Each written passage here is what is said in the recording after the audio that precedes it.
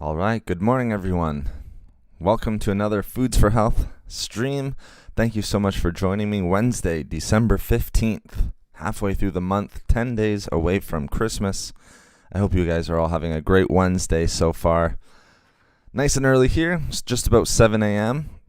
Again, I think we're going to have an interesting discussion talking about heart health, something, again, I've told you guys before in the past, and as we've had in a couple chats, something that is sort of on my mind and something that I really want to address and make sure that we talk about quite a bit on this channel, just because of the statistics that we're now seeing that are coming out, kind of continuously coming out, related to really the epidemic of heart health, of heart disease. And that can range from anything from high blood pressure to high cholesterol. You guys, I've talked about it before, atherosclerosis. We have a bunch of videos on the channel that are discussing this point. So again, very excited. Thank you so much for joining me today. Again, Wednesday. Wow, it's hard to even imagine. December 15th, Wednesday. Thank you again, guys. Hans, great to see you. Again, say hi in chat. Let me know where you're listening from. Love to hear it. Hans, foods that will uplift your mood. Interesting. Yes, we should do. We'll probably do something along those lines. I think now would be a good time to do it, especially as we're into the winter months here where I'm from in Canada. As we're losing sunlight, we talked a little bit about vitamin D last stream on the weekend. So yeah, we can definitely do something along those lines. I think that'd be great. Morgan, great to see you as always. One of my biggest supporters. Thank you so much, Morgan. Great to have you in chat. Big pun, my heart will go on. Thanks for the advice that's been delivered here. Hey, my pleasure, Morgan. Thank you so much, and I definitely get the pun. A Canadian singer. Of course, I should get that pun, right? So thank you so much, guys, for joining me today. Very excited. Thank you so much for the thumbs up. I really appreciate the support. I know I always say it, and I know we're going to get into our discussion on the healthiest foods for heart health, and we'll get into some of the statistics. But again, I just want to thank you guys so much for all of the support. Already at 15 thumbs up here, really before we're even starting. So thank you so much, guys. We've been going for 3 minutes, and we're at 15 thumbs up. So thank you very much. And again, say hi in chat. Let me know you can hear me. It's always great to know. I think everything's set up here perfectly with the technology. I'm getting everything set up for our face reveal on Saturday, which again will be a little bit later in the day, my time at least, Eastern Standard Time. But getting everything set up there, but everything should be okay so far here. So again, guys, the healthiest foods for heart health. Kathleen, thank you so much. Good morning. Trinidad and Tobago, it's great to have you as always here again, Kathleen, one of the biggest supporters here. Thank you again so much. Yeah, mood would be an interesting one, I think, and I've had this discussion with a couple people actually, especially with all the mental health and everything like that. But there was an interesting sort of statistic that sort of brought this stream on today that I wanted to make sure that I got to, and why I want to talk specifically about heart health. We can get into certain aspects in the videos, but I think a stream and a live chat can really nail home some of the points that I'm wanting to make. All right, when it comes to overall heart health. Again, that can be high cholesterol. We're talking about metabolic syndrome, so that really, encompasses a whole bunch of different risk factors for heart disease.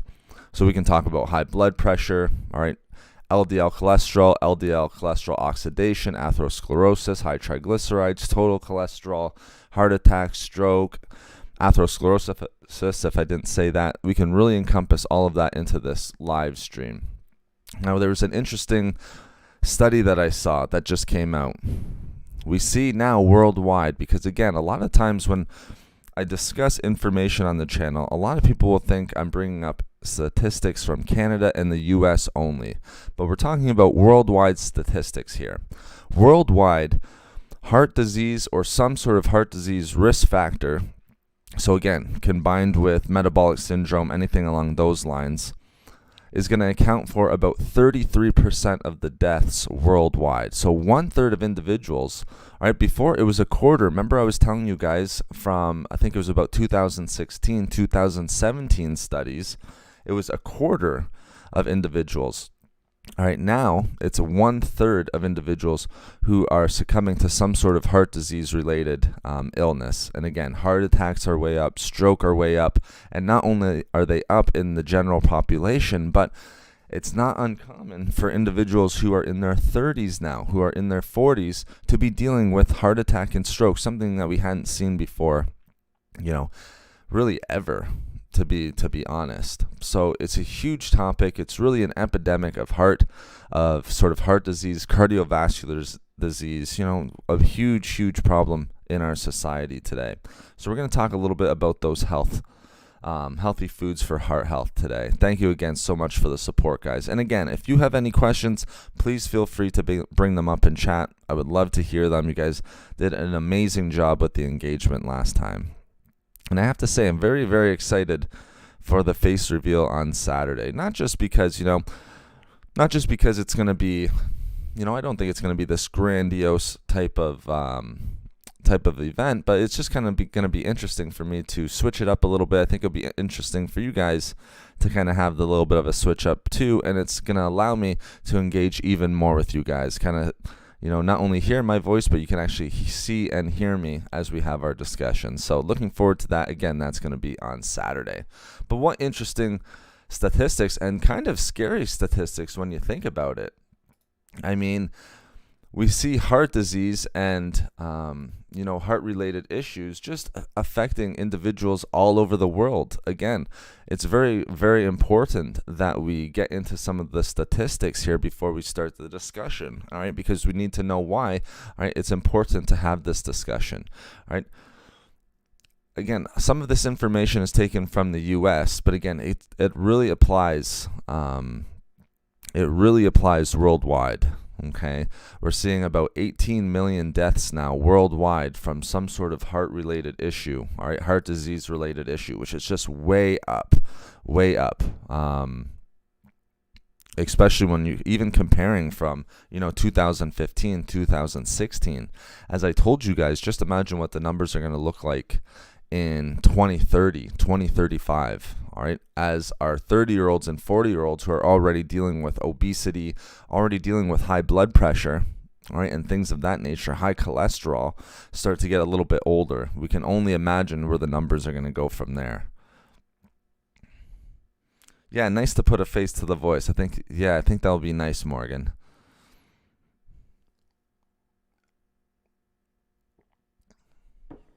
So yeah, it's quite alarming. So just quickly, I'll just name off some of the statistics.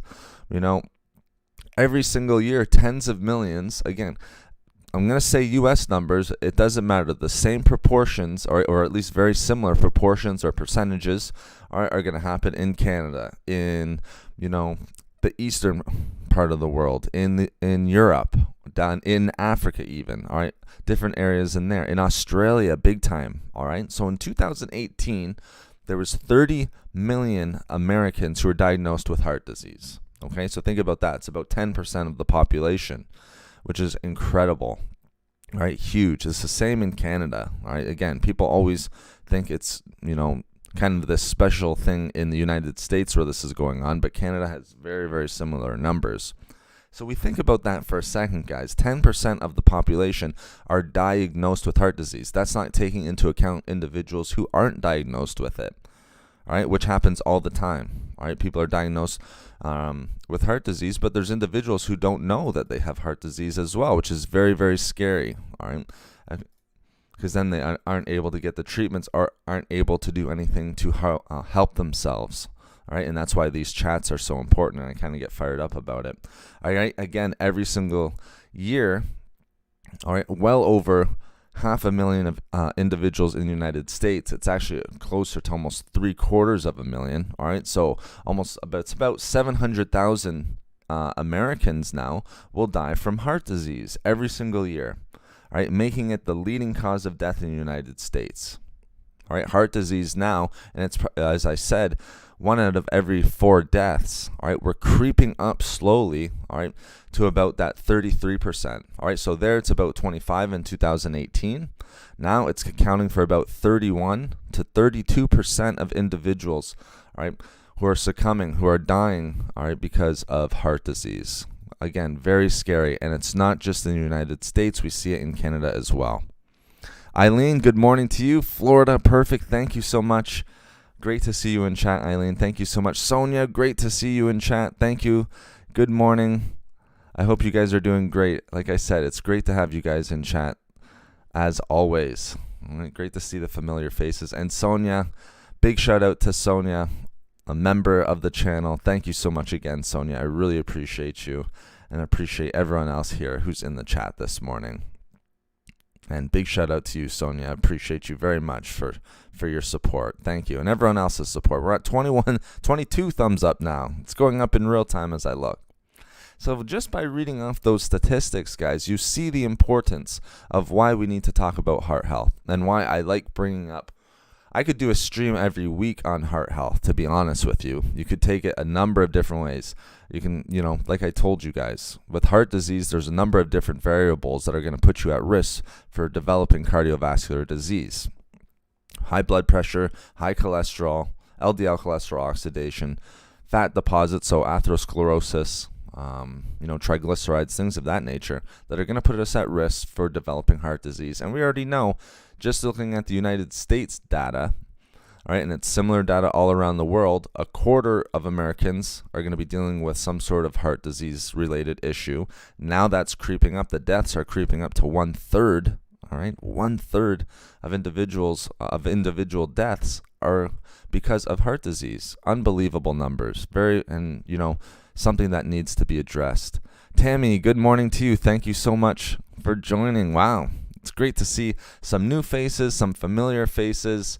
Love seeing it, guys. Thank you so much for joining me today, and thank you so much for hitting that like button.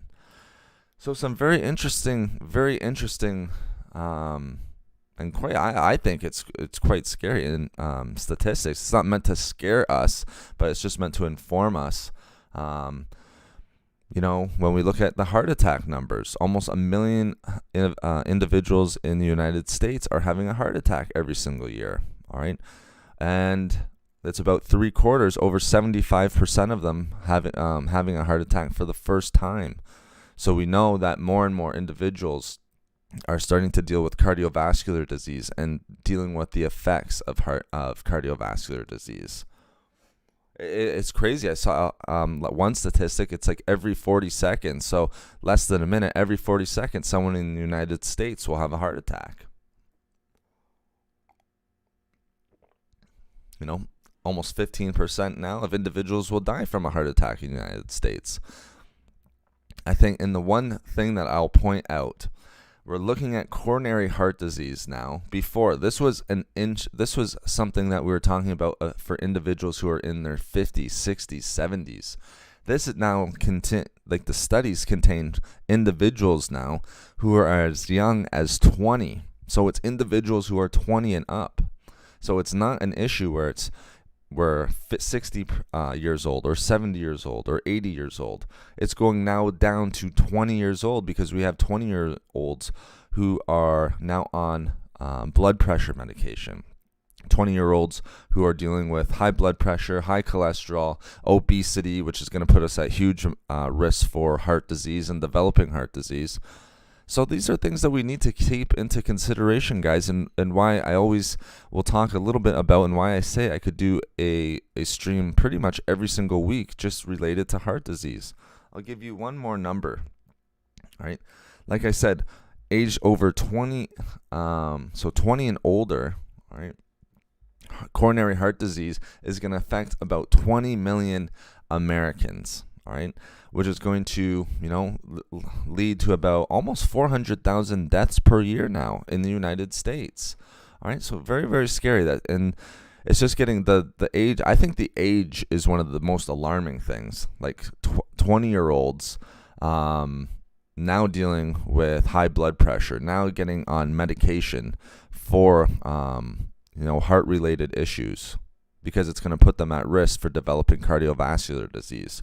So if you're 20 years old, so let's say you're a 23-year-old who has high blood pressure, all right, 10, 15, 20 years down the road, all right, you're only going to be in your early 40s. All right. If it's 15, you're going to be in your late 30s, and you're going to be dealing with heart disease at that age. And then that's why I'm saying now we're having heart attacks, strokes for individuals who are in their 30s and 40 years old. So, we need to know this, as Morgan is saying. And thank you so much, guys. Love seeing the familiar faces. Rupal, hello to you. Good morning. Thank you so much for joining. Appreciate you guys. As Morgan's saying, information is a shield to protect yourself with. Exactly. You're 100% right, Morgan. And that's why I wanted to start out today's chat with the statistics. Healthy foods for the heart. Absolutely. So those are very interesting. And again, guys, just remember, I just want to point out, because, I don't want to feel like we're picking on the United States here, but it's the easiest to find the information from the United States and from Canada, because these proportions and percentages with Canada and the United States are pretty much spot on. They're pretty much the exact same. It's the same thing for Europe as well. A little bit lower in Europe, but not much difference, like maybe a 5 to 10% difference. But the thing about Europe is it's catching up, right? It's getting closer and closer to the American numbers and the Canadian numbers. Same thing with Australia. When we talked a little bit about obesity, we saw that Europe was catching up to the United States at an alarming rate over the last 20 years. Right? Where people in the United States, they're dealing with overweight, obese, or extreme obesity was somewhere around 66 to 68%. Now Europe, for the first time, is at 53%, all right, and getting closer and closer to that 55-60%. It's closing the gap very, very fast, and that obesity is going to put you at risk for a lot of these heart-related issues. So let's get into so we know the facts, all right? I won't continue with the facts there anymore. I think you guys get the point. We spent about a little less than 15 minutes on them, but I think you guys get the point on why it's such an important topic. And it's affecting more and more. So to sum it up, it's affecting more and more individuals each year globally, and individuals who are younger. All right. So that's a big part and big reason why the numbers are going up so much. We have 20-year-olds now dealing with heart disease, 30-year-olds, much more common. So we get it. Let's continue here. One important thing we have to talk about, we're gonna start with it, because again, we have to start with the lifestyle changes, guys. I'm going to spend probably about 3 to 5 minutes. It's going to be very fast before we get into the foods, but we have to make sure that we're having lifestyle changes as well if we want to, combat heart disease and heart-related issues. One, obesity is one of the big-time risk factors. So either losing weight, being in a calorie deficit. There's tons of diets that you can go on, and when I say diets, it doesn't mean necessarily where, you're in a deficit of calories. It can just be whatever we're eating, because we can add these healthy foods in there. But the things that we're eating on a day-to-day basis are going to obviously help with obesity. We need to make sure that we're addressing that. Again, sometimes it's hard to address. I do consultations all the time. I have pretty much discussions every single day on obesity. So we need to make sure that we're addressing that first, because we can add in healthy foods for our heart. We can add in garlic, but if we're 20, 30 pounds overweight, all right, that garlic's not going to, have the same effect that it would if we're fit and we're at a healthy weight. So lifestyle changes are going to be made first. Neetan, thank you so much. Good morning to you. Great to see you in chat. Again, familiar faces. This is amazing. Thank you so much for coming in. Jennifer, thank you so much. Good morning to you as well. Thank you, everyone, for pouring into the live stream here.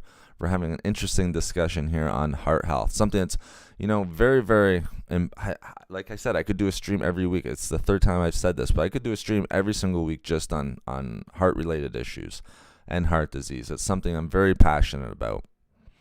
I told you guys before, two of the main things that I'm reading up on is the circulatory system and the endocrine system, all right? Those are the two big things I think that are going to be leading us into the future, all right? We're going to see more and more disease related to those, areas. So circulatory system, heart health, two very important things. So thank you guys for joining. I hope you guys find the chat interesting. So lifestyle changes.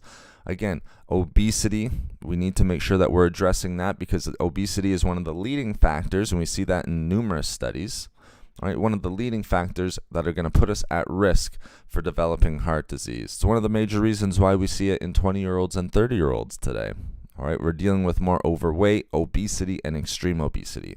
So getting to a healthy weight, you can go by BMI. All right, BMI isn't always the best indicator of, proper weight or being fit or anything like that, because it doesn't take into account muscle mass and everything of that nature. But you can go by BMI, you can go by a mere test. All right, we could just lose 20 pounds. All right, so being at a fit weight.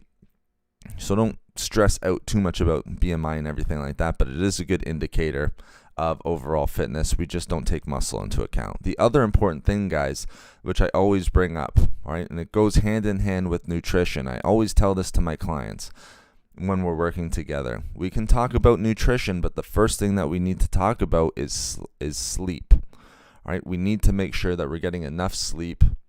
All right, because if we're not getting enough sleep, all right, we're putting ourselves at risk actually for heart disease as well, and a number of other related chronic diseases. All right, especially with mood disorders. People brought up mood a little bit earlier in the stream.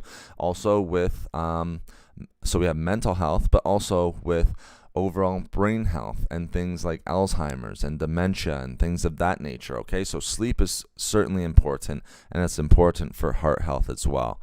The other reason why it's important, because one of the other lifestyle changes that we might want to make, I always tell you guys, we want to try to shoot for a little bit of that movement.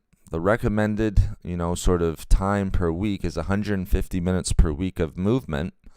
I think if you're starting from zero and you're not getting, say, like a walk or a hike, again, it doesn't have to be super intense as long as we're getting some movement in there. I think if you're starting from zero, I think just bumping it up to an hour every single week, getting 60 minutes in. And then from 60 minutes, you can build from there, all right? 60 minutes, up to 90, up to 120. All right, just do it gradually, guys. That's the best way to do it. I see that with my clients all the time. Whenever you go from 0 to 100, all right, try to hit that home run, as I like to call it. You get a lot of swing and misses. So just try to do it gradually. Hitting singles is just fine. I know if there's any baseball fans, I know some of my analogies or metaphors, all right, might not kind of use the baseball metaphor here, but hitting singles each time too. Get on base, because then you're in the game, all right? Just need to get on base, all right? Gradually do it, all right? Hit singles are fine. Don't always swing and go for the home run, because a lot of times you get a lot of misses, all right? And that can be discouraging for a lot of people. Little wins. I love the 1% changes every single day. I told you guys those 1% changes are going to add up quickly over time. If you can get the 1% change every single day, again, you're not even almost noticing it. So these little incremental changes, if you do that within a year, you're 37 times better than you were at the beginning of the year. So let's say you start January 1st, something that's very, very popular. It's the new year. People have their New Year's resolutions. By the following January 1st, the new year, 37 times better. Not 37%, but actually 37 times. So it's going to pay those dividends. So incremental changes, guys. We want to try to get a little bit of exercise and movement in there. I think those are two or three important lifestyle changes that we can make. Now, the other one is adding those healthy foods into there, guys. All right. So trying to come down to a healthy weight, getting some movement in there, making sure our micronutrients are up there, so heart healthy foods, and getting enough sleep. I think if we're doing that, we're putting ourselves in good position for increasing our overall heart health. Let me know what you guys think about that.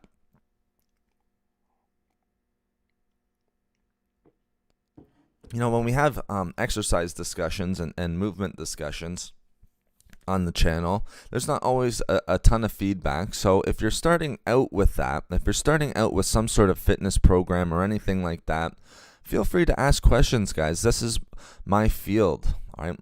This is what I do on a day-to-day basis, nutrition and fitness coaching. So, feel free to ask your questions. I'm more than happy to answer your questions here in real time, where you can actually get a specific answer. And thank you so much for hitting the thumbs up button, guys. I'm literally just watching the thumbs go up and up here as I'm talking to you guys. So thank you so much. We're already at 30 thumbs up. I really appreciate that.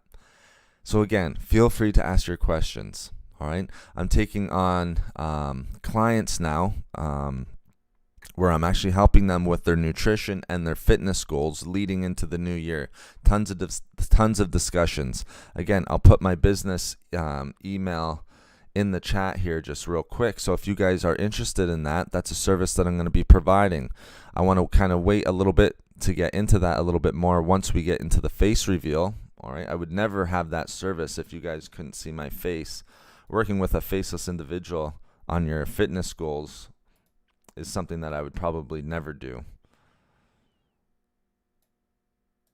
So let me just get the business email in here. So if you're interested in those services, especially going into the New Year's, guys, send me a message. All right, I'm happy to help. I'm here to help you. All right, and I'd be more than happy to help. And like I said, I've helped hundreds of clients at this point. All right, it goes hand in hand. All right, we can do fitness coaching, nutrition coaching, up to you guys.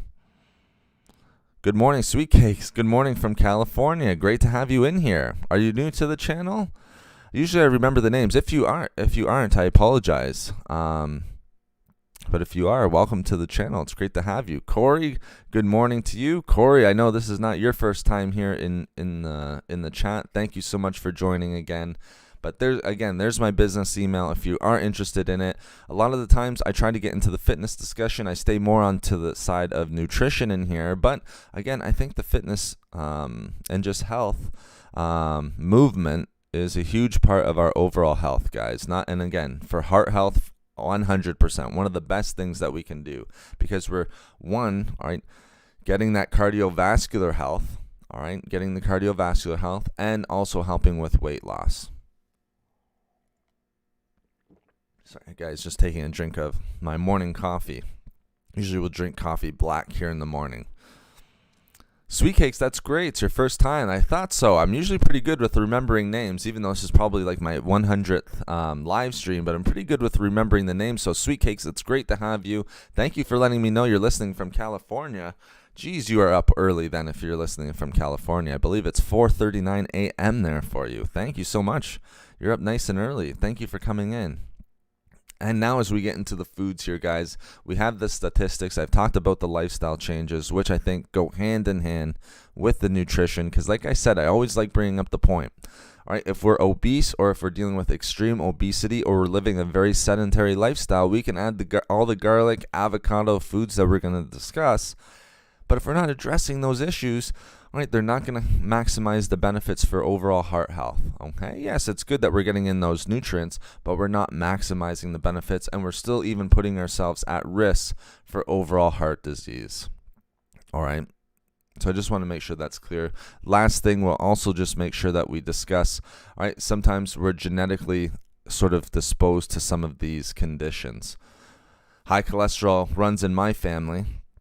All right, high blood pressure runs in a lot of individuals' families. So doing that combination of fitness, exercise, nutrition, we can still do everything we can to put ourselves in a good position, even if there's that genetic disposition to some of these conditions. Like I said, high cholesterol runs in my family.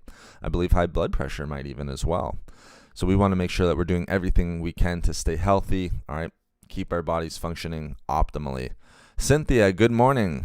Everyone have a wonderful day. Thank you, Cynthia. I hope you have a wonderful day as well. Welcome to Sweet Cakes, and welcome to everyone in here who's listening. I really appreciate it. I'm sure that Sweet Cakes isn't the only one who's new to the stream. So everyone that's new, thank you so much.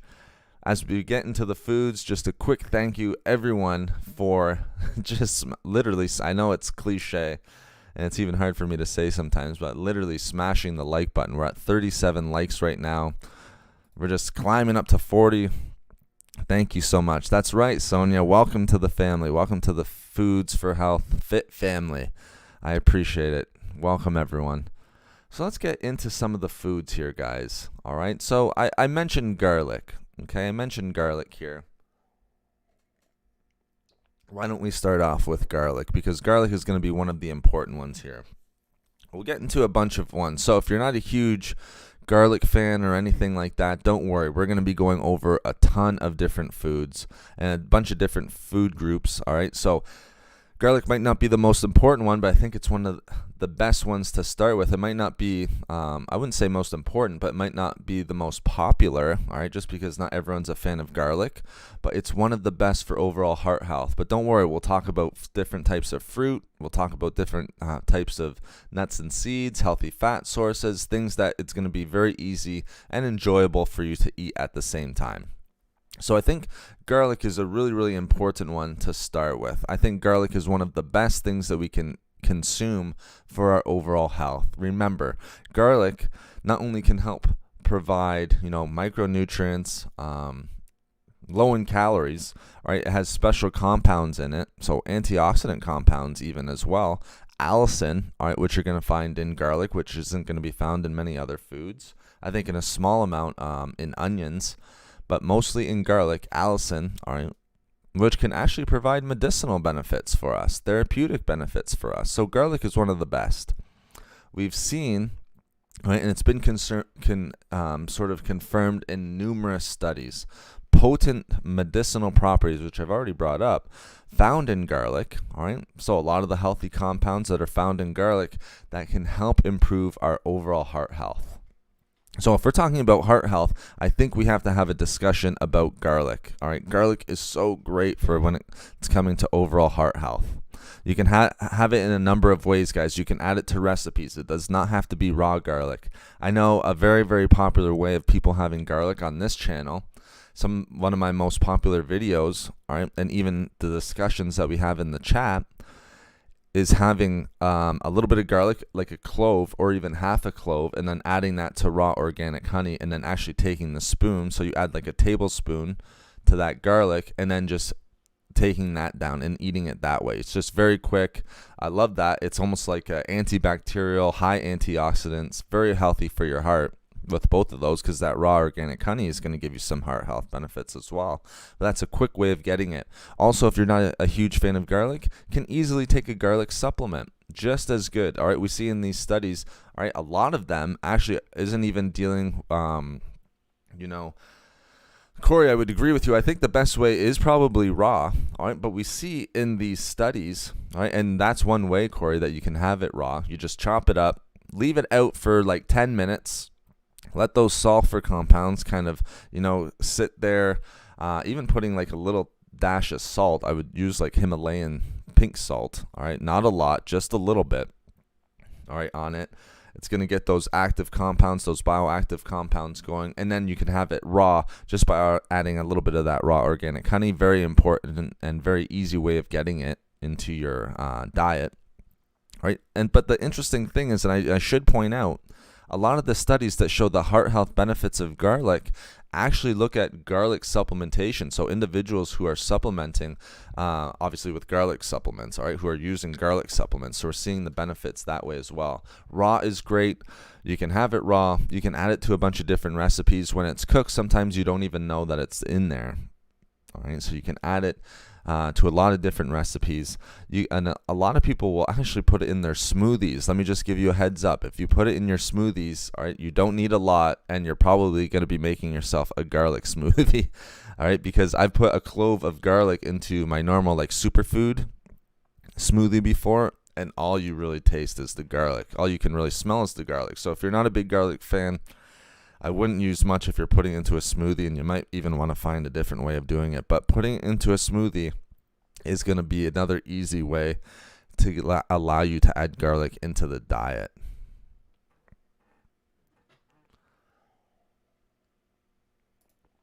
Okay, so let's talk a little bit about what we've seen.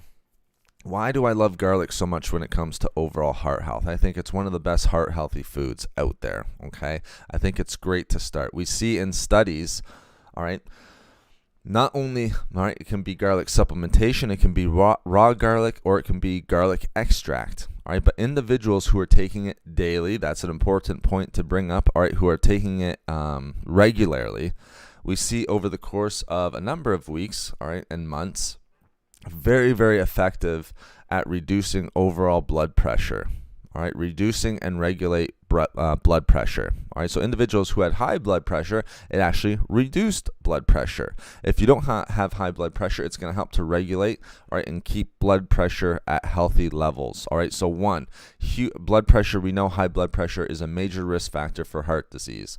Garlic is one of the best foods out there to help reduce and to regulate blood pressure levels.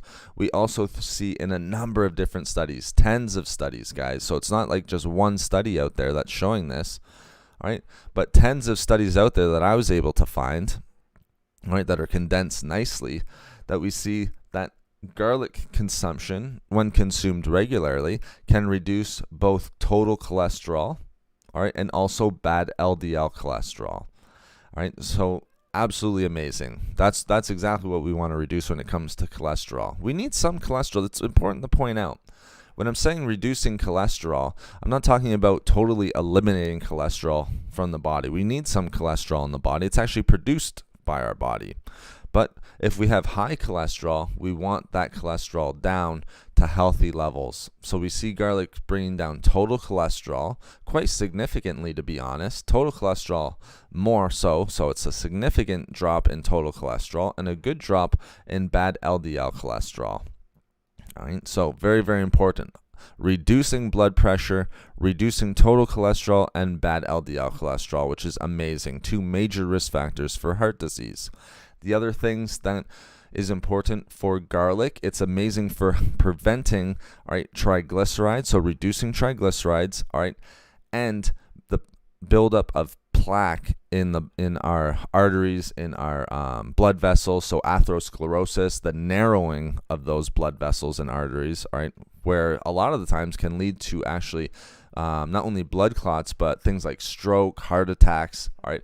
It's great for reducing that plaque buildup in the arteries and in the blood vessels. So super, super beneficial, guys, when it comes to overall heart health, when it comes to garlic.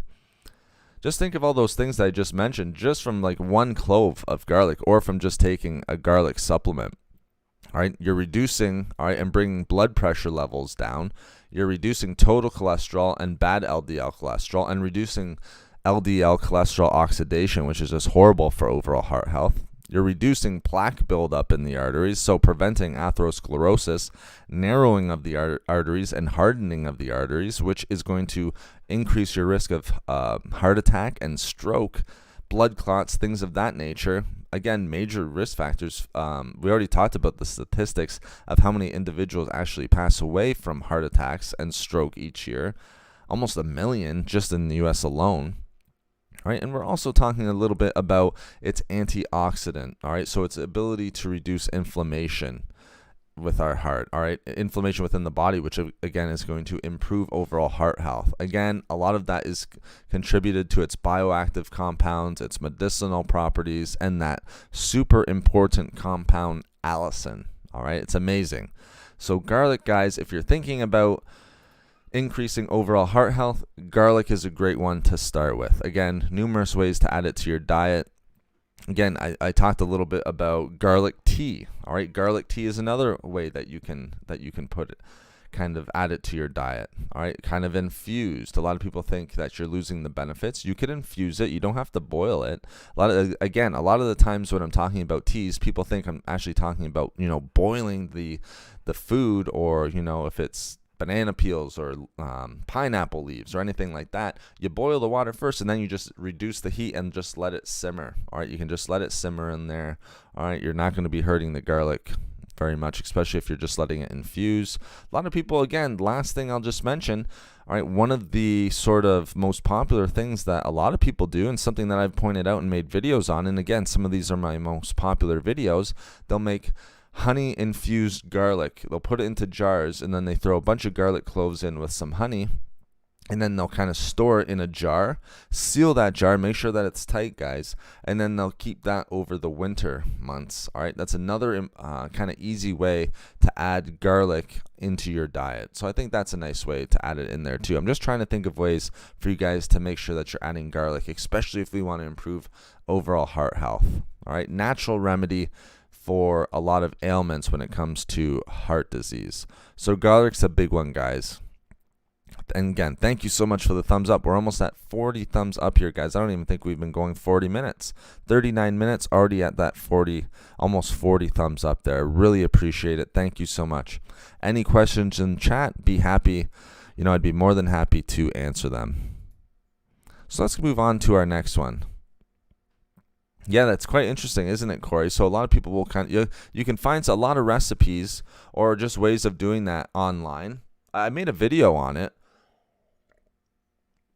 So if you want to watch the video, garlic infused or honey infused and garlic infused, food over the winter. All right, again, it's great antibacterial properties, great for boosting our immune system as well. So you're not only getting the heart benefits and anything like that. Yeah, it's kind of nice, isn't it, Corey? So that's one nice way. I thought I'd add that in there before we move on from garlic. That's just a nice, easy way of doing it. The nice thing when you're doing it like that, don't try to keep it in moderation because, you're getting tons of garlic in there. It's honey infused, all right? And just be careful because we don't want to be getting too much honey. I know honey is really, really popular, but we have to think of the amount of sugar. Think about the carbohydrates that are in honey as well. It's a natural sweetener. I love it because it actually gives you that antibacterial, heart health benefits, tons of antioxidants, but we got to think about the calories and respect the hormonal response that honey is going to give us as well. But the great thing is it can last you pretty much all winter, which is great. And you can have that, and then you can have garlic on a regular basis, which is very, very important. All right, why don't we move on to our next food here, guys? So garlic, amazing. All right, love garlic for overall heart health. Probably, if not the best, one of the best. All right, it's hard to say. You don't want to say the best. All right, but one of the healthiest foods when it comes to overall heart health.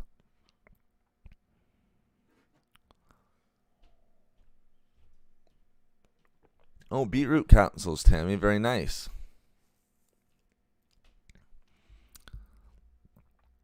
Well, it can definitely with breath. The honey can help kind of sort of numb that down a little bit. But again, it's a give and take. All right. If it is, maybe just some mouthwash after or something along those lines. But the benefits outweigh.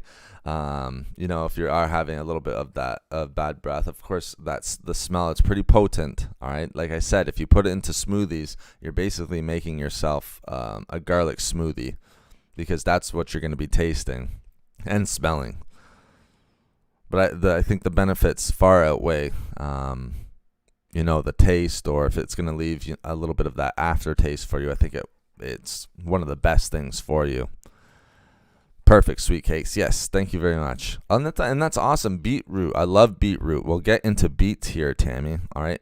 And beetroot juice. I think I did a video on that not too long ago. Love beets. Beetroot, amazing food, one of the best, very underrated. I think it's tremendous food. So let's go to our next one. The next one that I really want to point out, guys, because it's surprising to some people, right? Because we know it's a superfood, but we don't necessarily know just its tremendous heart health benefits, guys. The tremendous heart health benefits of avocado. And I know avocado is a lot easier to add to our diet than it is than say like garlic. All right, even though I gave you a couple ways that you can add garlic quite easily to your diet, avocados, very simple. You can add that to smoothies, very easy. I have it in my smoothie, and it's just a quarter of an avocado. You don't need a ton or to overdo it. All right, or you can put it on toast. There's tons of avocado recipes. You can make like a guacamole, a dip out of it. All right, it's almost similar to like a hummus, but an excellent heart healthy food choice. One of the major reasons is because avocados are very, very high in monounsaturated fats. And monounsaturated fats, which we're finding in numerous studies now, are very heart healthy. So monounsaturated fats, which we find in avocados, again, of course, if we want heart health benefits and looking at the healthiest foods, we want foods that are higher in monounsaturated fats, polyunsaturated fats, and omega-3 fatty acids. But we know monounsaturated fats specifically have been linked with the reduction of overall cholesterol, all right, total cholesterol, reducing LDL cholesterol, all right, and also lowering the risk, all right, the risk factors of developing heart disease, which is tremendous. All of those benefits for our heart just from healthy monounsaturated fats, which again, avocados are one of your best monounsaturated fat sources. Southern Grandma, great to see you in chat. It's awesome, guys. It's great seeing these familiar faces. Very interested in the subject. Yes, I was saying as well, Southern, that, high blood pressure runs in my family. High cholesterol especially runs in my family. Even if you have something like diabetes that runs in your family, or you're, more genetically disposed to diabetes and things like that, again, that's going to reduce, all right, and put you at risk for heart health and things like that. Sometimes we just unfortunately pull that genetic card, or it gets pulled for us. We're born into it. Sometimes we're going to be a little bit more predisposed to some of these risk factors for heart disease. But again, with the lifestyle changes and adding in these healthy foods, we're doing the best we can, and that's all we can do. You do the best you can to try to reduce the risk of heart disease. So if we're doing that, all right, that's the best thing that we can do, and that's why I wanted to make sure that we talked about the lifestyle and getting into these healthy foods. So first one's garlic, next one's avocados, guys. Monounsaturated fats, very, very healthy for our overall heart health. Again, can reduce cholesterol levels and lower the risk of heart disease. All right, again, because of its heart health benefits, one being lowering cholesterol. Okay, the big one when it comes to monounsaturated fats and avocados, we should also point out that avocados are very micronutrient dense. So we know its macronutrients are healthy fats, monounsaturated fats, but it's very, very high in micronutrients as well. So your vitamins and your minerals. All right, and I'll get into that in a second and why that's important. But first, all right, let's talk a little bit about its ability to reduce cholesterol. We see that individuals who consume avocado on a regular basis, and again, it can be in moderation. It doesn't have to be like 2 avocados a day or even a whole avocado a day, but just a consistent consumption of avocado reduced bad LDL cholesterol, all right? Especially that dense LDL cholesterol that can lead to LDL cholesterol oxidation, all right?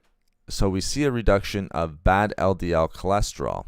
We also see a reduction of individuals, all right, and again, this is a huge study, tens of thousands of individuals who ate avocados on a regular basis, all right, were less likely. I think it was a significant drop off in having metabolic syndrome. All right, so great for heart health as well. And again, this isn't just like a study that has 20 people in it. It's like almost close to 20,000 individuals who are eating avocados, and they're finding these heart health benefits. So you're significantly reducing, I think almost up to half, 50% of your chance of having metabolic syndrome. So great increase in overall heart disease. Or heart health, sorry, not heart disease, reduction of heart disease. And that's why I think it's one of the healthiest foods for your health, for your heart. So reduction of bad LDL cholesterol, tremendous. Lowering the risk of heart disease, one of the best foods to do that. We also know, and this is when we're coming back to our micronutrient point, avocados are a great source of potassium. It's right up there with bananas. I actually think it has more potassium pound for pound than bananas do. Everyone always looks to bananas for potassium. You're getting a tremendous amount of potassium from avocados, guys. It's one of the best sources of potassium out there. So avocados, very, very high in heart healthy micronutrients. Potassium is so great, guys, and why I always talk about potassium when it comes to overall heart health. Potassium can help to lower and help regulate blood pressure levels as well. All right, so that's another great fact when it comes to potassium. And we know that people who are eating good levels of potassium, so reaching their recommended daily intake of potassium, all right, we know that it's going to be essential for overall heart health. So people who are hitting that recommended daily intake, all right, better chance of reducing overall risk of heart disease, increase in overall heart health, all right, which is amazing.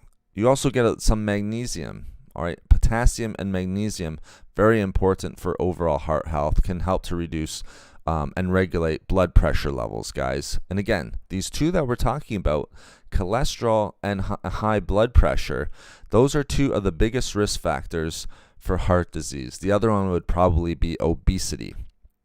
All right, the great thing is avocados can help actually with weight loss. All right. Again, it's not, like I always tell you guys, it's not a magic food, or, there's no magic pills or drinks out there that are going to have you lose weight, but it can be a nice choice for losing weight because, one, it increases satiety.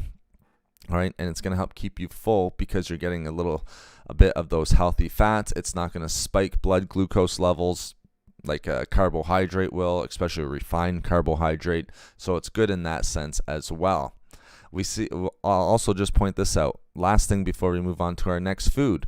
Individuals we find in studies that are getting the recommended daily dose of potassium are seeing a decrease in blood pressure, just like I was saying. That's why potassium and magnesium are so important, because it can decrease blood pressure levels, all right, at a pretty significant rate. But we also know that it not only can decrease blood pressure levels, but you're also going to get a fairly significant decrease in lowering the risk of stroke, again, which is leading to a number of different deaths, all right, increasing the risk of overall heart health, all right, and the death rates along with heart attacks. So reducing stroke, reducing heart attacks. Taking a potassium supplement, Tammy? Yes, you absolutely can. I think with potassium, all right, it's a great question. All right, so with supplements and everything like that, absolutely you can, especially if you're having difficulty getting in your potassium. I think if you're eating healthy, Tammy, like if you're having like a banana or you're having avocado, I don't think you're going to have a very tough time getting in your recommended daily amount of potassium. All right, it's also found in a lot of the foods that we're going to talk about here, coming up here as we move from garlic and avocado. If you have just one avocado a day, you're pretty much getting your recommended daily dose of potassium. Can you take potassium? Absolutely. All right. I mean, you could supplement with potassium. It's a fairly safe micronutrient to be supplementing. Of course, we don't want to overdo it. But I think if you're eating healthy, you're going to find that reaching your recommended daily intake of potassium will not be too tough for you, Tammy. But great question. Avocado is yellow and green represent solar plexus chakra. Green represent. Interesting, Corey. You know what? With the chakras, I'm hearing that more and more. And even with the videos and stuff that I'm watching, more and more people are talking about that. Again, I'm not a huge, and especially a lot of my clients that are practicing yoga and things like that, even TM meditation. Or tea meditation, I guess. Transcendental, I think it's called. Could be wrong about that. I don't practice it myself, but it's very, very popular, talking about chakras. But interesting you bring that up. But again, potassium, if we're wanting to get potassium in our diet, avocados are another great one. So again, let's sum up avocados, guys. Excellent source of heart-healthy monounsaturated fats. We need monounsaturated fats in our diet, especially if we want to increase overall heart health. We stay away from saturated and trans fats. All right. Again, you need the recommended, daily dose of saturated fat would be nothing over, I think, 10 grams. All right. So try to keep that down. Trans fats we don't need in our diet at all. But anyway, we're getting healthy monounsaturated fats, polyunsaturated fats in there. Not so much omega-3. Some people will make the claim, oh, yes, avocados are a good source of omega-3s. I'd say focus on that monounsaturated fat. That's where it really shines. All right. And the thing, if we're talking about monounsaturated fat, that's where we're getting the heart health from. So a great source of monounsaturated fats. It can help to lower cholesterol levels significantly, both bad LDL cholesterol and that dense LDL cholesterol, which can lead to LDL cholesterol oxidation. We also found that it can lower total cholesterol. I was unfortunately unable to find any significant information where it could increase good HDL cholesterol, so I'll stay away from that, but we know it can reduce total cholesterol, bad LDL cholesterol, and help prevent LDL cholesterol oxidation. We also know that consuming avocados regularly can lower the risk significantly of developing metabolic syndrome, which of course is going to reduce the risk of developing heart disease. And we also know avocados are rich in heart-healthy nutrients like potassium, and potassium can help to, one, decrease blood pressure, which is great, at a fairly significant rate. And again, a fairly significant rate of lowering the risk of stroke. So tremendous food when it comes to overall heart health. Love avocados, garlic and avocados, two of my favorite ones that I like to point out. And again, avocados, fairly easy to add into our diet. Susan, good to see you. Thank you so much for joining us this morning. Good morning to you. I hope you're having a great morning on this Wednesday. So thank you so much, guys. I appreciate all those thumbs up. We're almost at 50 thumbs up. Man, you guys are crushing the thumbs up today. I really appreciate it. So avocados, incredibly healthy for our overall heart health, guys. Now, another one that I want to address here, which again, easy to add to your diet. All right. Sorry, as I just take a little sip of coffee. Again, just from where you guys are listening from, but again, here we start at 7 a.m., fairly early. So just getting that morning coffee in. People always ask how I drink my coffee. I usually just have it black, to be honest. And again, when I say that, people will think, okay, I need to start drinking black coffee or anything like that. Putting a little bit of like 2% milk or anything like that is not going to hurt you too much. I actually had this conversation yesterday. The only way it would help is if you were doing something like intermittent fasting and you broke your fast. You can break it a little bit if you're adding, like, let's say someone was having like a teaspoon of sugar and a little bit of cream in their coffee. They're doing intermittent fasting. I'm working with them on an intermittent fasting diet. They're breaking their fast by doing that. So that's really one of the only things you just got to watch out for, especially with the sugar. It's the sugar that really the reason why we had to have that conversation. The sugar is just going to increase that blood glucose, especially in the mornings. But yeah, so other than that, I just drink it black, but there's nothing wrong with putting a little bit of 2% milk or anything like that. Again, people ask, should I put in cream? Cream is fine if it's in moderation, all right? We don't want to overdo it, all right? 2% milk is absolutely fine. I try to stay away from skim milk these days just because I know it has more milk sugars in it, all right? So it's going to be a little bit higher in sugar, all right? You got that 2% milk or even that cream. Yes, it's going to be a little bit higher in fat, but you're not getting that increase in blood glucose levels. It's not going to be a huge increase if you're just putting a little bit of skim milk in there, but I'm just trying to reduce as much sugar out of my diet as I can. Right? Never put sugar in my coffee. I'm just not a fan of sugar in general. That's a great question, Corey. Would you rather herbal tea or coffee? All right.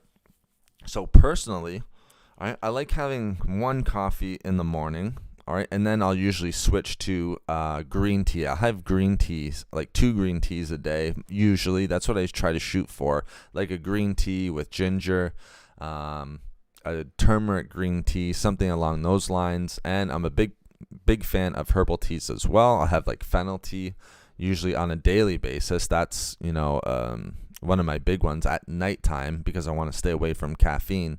So herbal teas, things like chamomile tea, fennel tea, things along that nature. It just depends. Like a lot of people if you're sensitive to caffeine, then herbal tea would be probably your choice. For myself, I'm sort of lucky. Caffeine doesn't really have much of an effect on me, to be honest, these days. I'm a fairly big coffee drinker. I don't overdo it. I try to keep it in moderation. But again, if we're having a little bit of coffee in moderation, nothing wrong with that. But I think if you're sensitive to caffeine, your herbal teas are the way to go. For myself personally, having a coffee, I like that in the morning. It's something that I enjoy, but I also drink herbal tea throughout the day. It's a great question, Corey. Thank you for asking. So let's move on. We'll move on to our next food group here, guys. All right. And again, I want to add one here that's easy to add to your diet. All right, maybe say easier than like a garlic or something like that. Not to say that we can't add garlic or it's impossible. We have some good ways to add it to your diet. All right. But the next one would be berries, guys, and numerous berries. It can be blueberries, strawberries. I made a video on blackberry tea. You can have blackberries, raspberries. Those are probably your best ones when it comes to overall heart health. Very, very heart healthy. All right, berries in general. All right, and those are probably my top 4. Obviously, if you guys have listened to the chats, you know blueberries are usually at the top of my list. I love blueberries, tremendous. Tons of micronutrients and tons of fiber. But we'll get into why I like berries so much, especially for overall heart health. Lester, good morning to you. Thank you so much for joining. You love green tea. I'm a huge fan of green tea as well. You know, you're getting tons of antioxidants, EGCG, all right, tons of antioxidants in there. All right, if you want the best health benefits from green tea, I try to drink like 36 ounces, maybe even just a little bit more of green tea. You got to be a little bit higher on the green tea side. So if you are a little bit sensitive to caffeine, it can be a little bit tough to actually get that amount of green tea into the diet. But we see in a lot of the studies, you're really getting the benefits and even heart health benefits from green tea, just trying to, you know, make sure that you're having enough, because sometimes the studies, it's almost like it's a crazy amount. Sometimes it's like 4, 5, 6 cups of green tea in these studies, where that's just tough for a lot of people to get. So I try to drink around 36, 40 ounces of green tea a day. Other than that, all right, that's just going to be too much caffeine for me. I can't really handle any more than that. Neither milk. So thanks for answering. No problem, Corey. Absolutely, to each their own, 100%. So let's talk a little bit about, you know, why I think berries are so important for overall heart health. And it's going to be a little bit different from some of the other foods. I mean, garlic, we saw the medicinal properties and sulfur compounds. We should point that out. All right, garlic, a herb. We saw avocados, a healthy fat source with monounsaturated fats. Berries are a little bit different. All right, we know berries are going to be sort of your carbohydrate source. It's a fruit, so we have carbohydrates in there. But the net carbs in the ones that I pointed out is going to be very low, because there's good fiber in these berries, like strawberries, blueberries, blackberries, raspberries. Great amount of fiber in there as well. Very low in calories also. All right, so berries are amazing because they're so rich in antioxidants. Like strawberries, all of these, all the berries, but strawberries, blueberries, and blackberries, all of these are super rich in potent and powerful antioxidant compounds known as anthocyanins. All right, and we know through studies, all right, with these berries, anthocyanins, are going to protect you against free radicals, against oxidative stress, which is going to lead to inflammation within the cardiovascular system. And we know, guys, and this is a little bit of this switch up from the conversation we've had before, but we know inflammation is going to contribute to the development over time of cardiovascular disease. Okay, inflammation, horrible. All right, something that we want to get rid of in the body. Berries are a great way to do that because they have such powerful and potent antioxidants, and just the amount of antioxidants that are in these berries, like blueberries. That's why I love blueberries. Tons of antioxidants in blueberries. And we know through studies the protective effects of antioxidants like anthocyanins, polyphenols, all right, reducing oxidative stress, inflammation, which is reducing our risk of heart disease. We also know, just want to make sure I'm not missing any. 48 thumbs up. Thank you so much, guys. And thank you so much for contributing, you know, all your wonderful comments in chat. Really appreciate it, guys.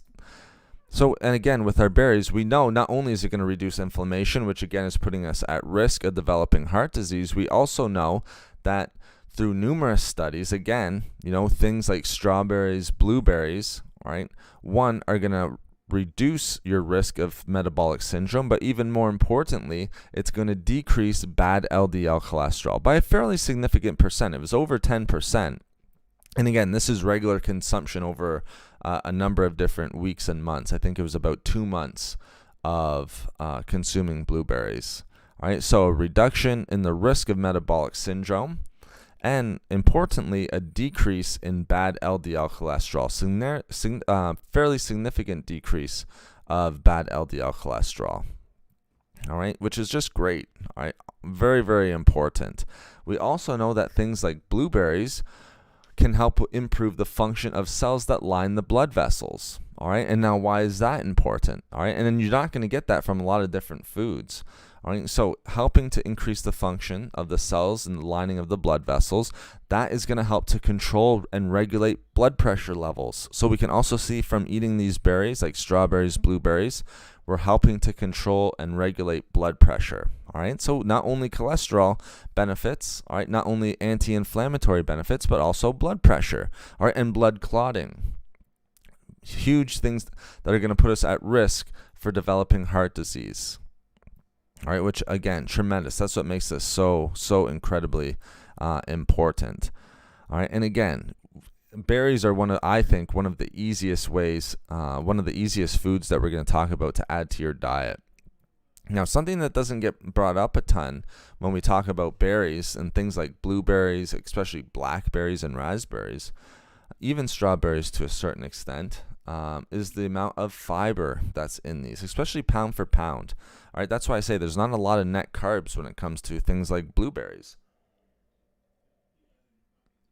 It has a ton of, of that important dietary fiber. And we know, just like potassium and just like magnesium, dietary fiber is very important for overall heart health, and we'll get into that a little bit more as we continue our discussion on the foods that we want to add. But fiber in these foods, all right, low net carbs, all right, so we're not getting a huge spike in blood glucose levels either, all right, very, very important for overall heart health, all right, which is, we want that. If we can, increase our fiber and get our fiber levels to a healthy level, I think we want to shoot for something. It's always kind of changing. You see it change from, between men and women and, if you exercise and things of that nature. But from the last sort of numbers I've seen, it's about 30 grams of fiber per day. All right, 30 grams of fiber per day. If we're getting that, that's going to help increase overall heart health. All right, so again, getting that in there, those foods not only do everything that I was mentioning before, anti-inflammatory, lower cholesterol, bad LDL cholesterol, cholesterol oxidation, help regulate blood pressure levels, all right, all of those great things that we see, help improve the lining of the blood vessels, all right, so reduce blood clotting as well as blood pressure, all right, we see that it's pretty tremendous, almost a superfood for heart health, just like garlic and avocados are. Yes, my kind of eating. Love them all. That's awesome, Angela. Thank you for joining. Avocados are your favorite? Yeah, avocados are very, very popular, especially right now. You've seen a huge explosion in avocados. Not even just recently. Over like the last 5 years, you've seen a huge explosion in the popularity of avocados. Avocado on toast. I hear that all the time. Avocado on toast, or even just dips and things of that nature. Putting avocados in smoothies is very, very popular. It creates a nice texture. It's almost like a thicker, more like a pudding type texture that people are loving. So yes, the berries are tremendous, guys. Love berries. I love them not only just for some of the healthiest foods for overall heart health, but just some of the healthiest foods in general. And you'll notice the foods for overall heart health, a lot of them are superfoods. Garlic isn't always on the superfood list. I'd say it's a superfood when it comes to overall heart health, but avocados and blueberries for sure are considered to be a superfood. All right, and these are the healthiest foods for overall heart health, guys.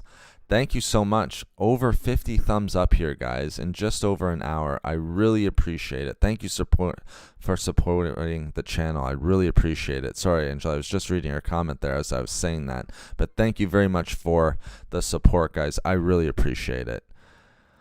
Gotta have my avocado toast with tomatoes and spinach. You're reading my mind. Exactly. Avocado toast and with tomatoes. Spinach is a nice addition as well.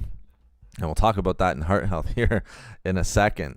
So we've been going over an hour, guys. You guys have been supporting the live stream, supporting the channel so much. Thank you very much. I really appreciate it. We had Sonia in here. One of my biggest supporters. As Sonia was here, I'll just mention real quick. And we're going to be doing a face reveal on Saturday, guys. So that will be very interesting. I'm going to show you doing an opening of that 100,000 subscriber button. Finally got that. It's only been 3 years or 2 years, whatever it's been. But, you can support the channel, with your thumbs up. Thank you so much by coming in here, engaging with me, engaging in the chat. As Sonia has done, she hit that join button. She became a member of the Foods for Health Fit team. Right. So thank you so much, Sonia. There's the join button feature to support the channel, joining as a member. All right, that's always greatly appreciated. And the super chat function is always greatly appreciated. If you're getting good value out of the streams, out of the videos, out of the information that you're getting today, joining as a member or giving generously through a super chat is always appreciated to support the channel as well. And again, that join function, joining up as a different member will give you perks to the stream as well. Not only the stream, but the channel and some of the ebooks that I'm starting to write, some of the other information that I'm going to be putting out there as well, and for certain live streams and things like that. So I just wanted to just quickly point that out. If you're getting value from the videos, again, hitting the thumbs up, just joining me in the chat, greatly appreciated. And if you like to, you can join as a member. That's a great way. There's Sonia, my member there. Thank you so much, Sonia. As always, thank you for supporting. You can hit that join button and join up as a member or through the super chat function. Thank you so much. I really appreciate it, guys. And I hope you're getting good value out of the stream. Most importantly, that's always first and foremost going to be the most important thing. But hitting that join button and any super chat that you can give, of course, helps to support the channel and allow me to give time to the channel and get that information out there to you. So thank you so much. Again, I love doing these live streams. We're doing about 4 hours at least, almost 5 hours of live streams every single week. All right, and something that's going to be continuing for the foreseeable future. I don't see any end date, really, to be honest. Same thing with the videos, guys. So thank you so much for supporting the channel. I just always want to make sure that I'm thanking you guys, because it's you guys that are helping this channel to grow, allowing me to, have the time to, put information out there for you guys and to put time into the channel.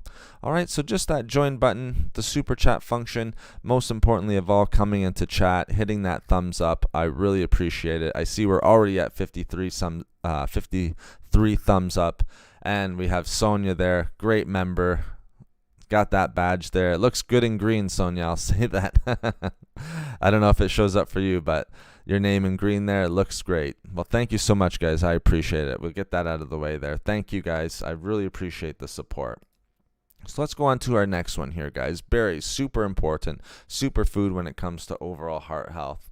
All right, now the other one that I want to make sure that we point out is going to be, because you guys know, if you've been listening to these streams, the importance of omega-3 fatty acids. And, we've talked about it for our overall health, but we have to talk about it for overall heart health as well. All right, I love omega-3s. Remember, we have to make sure that we're getting a good ratio of omega-3 to omega-6 fatty acids. Omega-3s are one of the more important ones, just because it's a little bit tougher to get those omega-3 fatty acids than, say, fats like monounsaturated or polyunsaturated fats, or especially saturated fats. I mean, if we're not eating healthy foods, saturated fats are just loaded in the foods that we eat, especially like frozen foods, fast foods. You guys know which ones I'm talking about. Processed foods. But fatty fish oil supplement, all right? Those things are, tremendously important for overall heart health. And there's been tons of studies that show the heart health benefits of omega-3 fatty acids, guys. People will ask me what fish is best to get omega-3 fatty acids. I'll always start with salmon. I think that's one of the best omega-3 sources. Mackerel is surprisingly high in omega-3s. I think the other next one would be something like sardines. I start with salmon because not everyone's going to be a fan of sardines, obviously, but it is loaded with omega-3 fatty acids. Same with salmon. That's why you don't need a ton of salmon. A lot of people, will sort of have the same serving of like tuna and salmon and things like that. Salmon will be a little bit higher in calories just because it has a little bit more of the healthy fats in it. So just keep that in mind. But, even protein can give you some good health benefits as well. So you'll see we're switching up here also to another macronutrient. We had carbohydrates, we had healthy fats, we had a herb, now we have protein source and healthy fat, because we're talking about omega-3. But omega-3s, again, tons of studies out there where we see heart health benefits from omega-3s. Now, what are some of the heart health benefits that we're going to get from omega-3s? Well, one of the more important ones is its ability to significantly decrease blood pressure levels. All right, decreasing blood pressure levels with omega-3s. All right, and that study was done not through a fish oil supplement. That's another one where you can easily get omega-3s, but through eating fatty fish. All right, and it was regular consumption, all right, of salmon, but you could have done it with really any fatty fish or fish oil for it was about 2 months. All right, they're taking it fairly consistently. All right, a significant drop in blood pressure levels. All right, I think the fish oil is the easiest. All right, because you can just take a teaspoon of that. That's more than enough. Take that 1 or 2 times a day. You're getting a great levels of omega-3 fatty acids, a great ratio from omega-3 fatty acids to omega-6s, and you're also getting that EPA and DHA healthy fats. All right, which is very important. We also see that omega-3s that are found in fatty fish, that are found in fish oil supplements, not only is it going to significantly reduce and regulate blood pressure levels, but we also see studies where we're seeing lower levels of total cholesterol, all right, total cholesterol levels, and we also see a reduction in blood triglycerides, which is huge. All right, blood triglycerides, one of the first foods that we're talking about where we actually see some studies where blood triglycerides, we saw a little bit with the fatty buildup and plaques built up within the blood vessels and arteries, but we know through studies that omega-3s and fatty fish or fish oil supplements can help to reduce total cholesterol and blood triglycerides along with that blood pressure level regulation.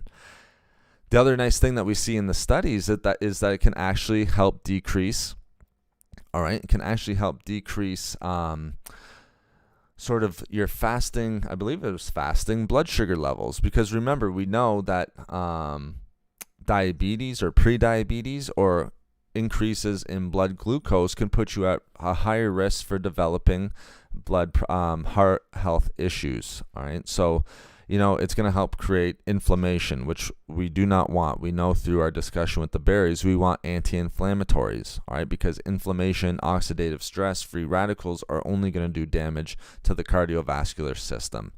All right, so this is why omega-3s are so important, guys. All right, we see a significant reduction in blood pressure.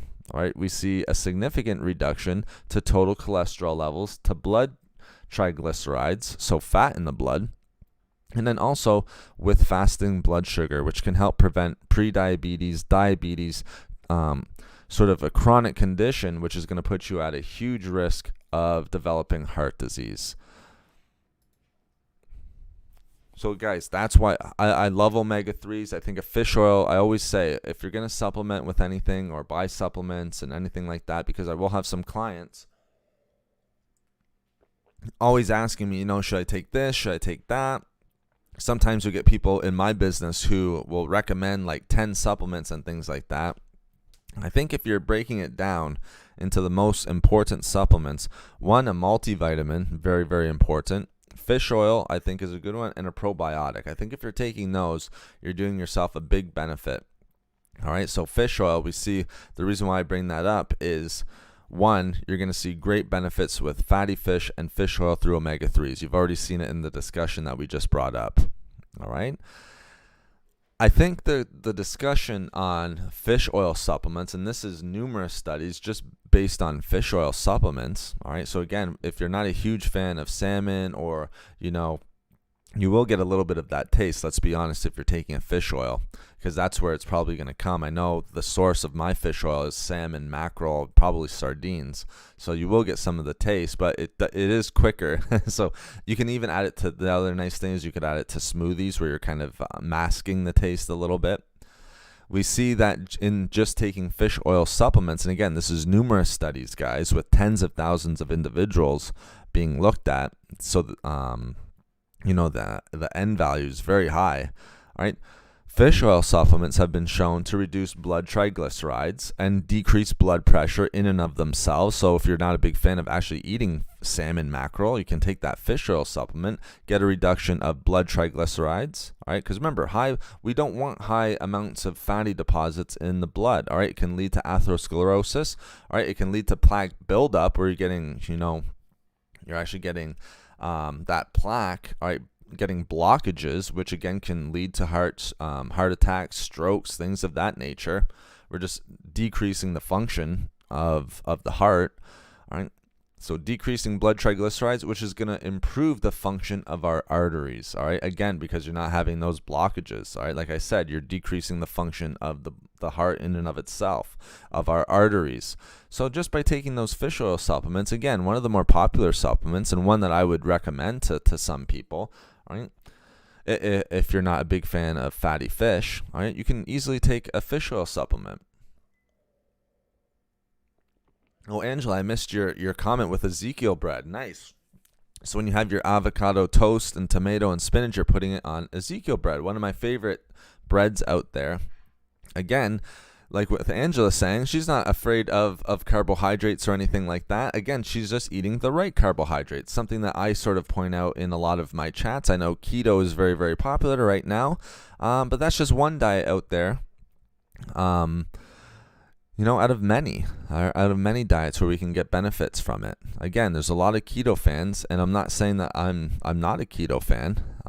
Again, I respect the hormonal response of certain carbohydrates and the benefits that can, occur, especially with weight loss, I think specifically for a ketogenic diet. But the one thing that I always bring up when it comes to a ketogenic diet, and I know this wasn't your point, Angela, but with Ezekiel bread, you're not getting a very high GI count on Ezekiel bread, and also tons of micronutrients. But the hard thing with a ketogenic diet, all right, and being on keto diet, one, it's hard to get into ketosis in the first place. It can be a little bit tough, all right, because you got to get rid of all that sugar, all the carbohydrates. You got to do that for a number of days to get in there, all right, and then you have to maintain that, all right, to be able to stay in ketosis. You're only allowed, I think it's like 20 to 50 grams of carbohydrates. A lot of people always tell me 50 grams of carbohydrates, but it's going to be different for someone who's 100 pounds versus someone who's 250 pounds, because your macronutrients, your maintenance level of calories is going to be different. All right, so I respect the hormonal responses of carbohydrates. So thank you so much for the 55 thumbs up, guys. I really appreciate the support. I hope you're getting great value from this.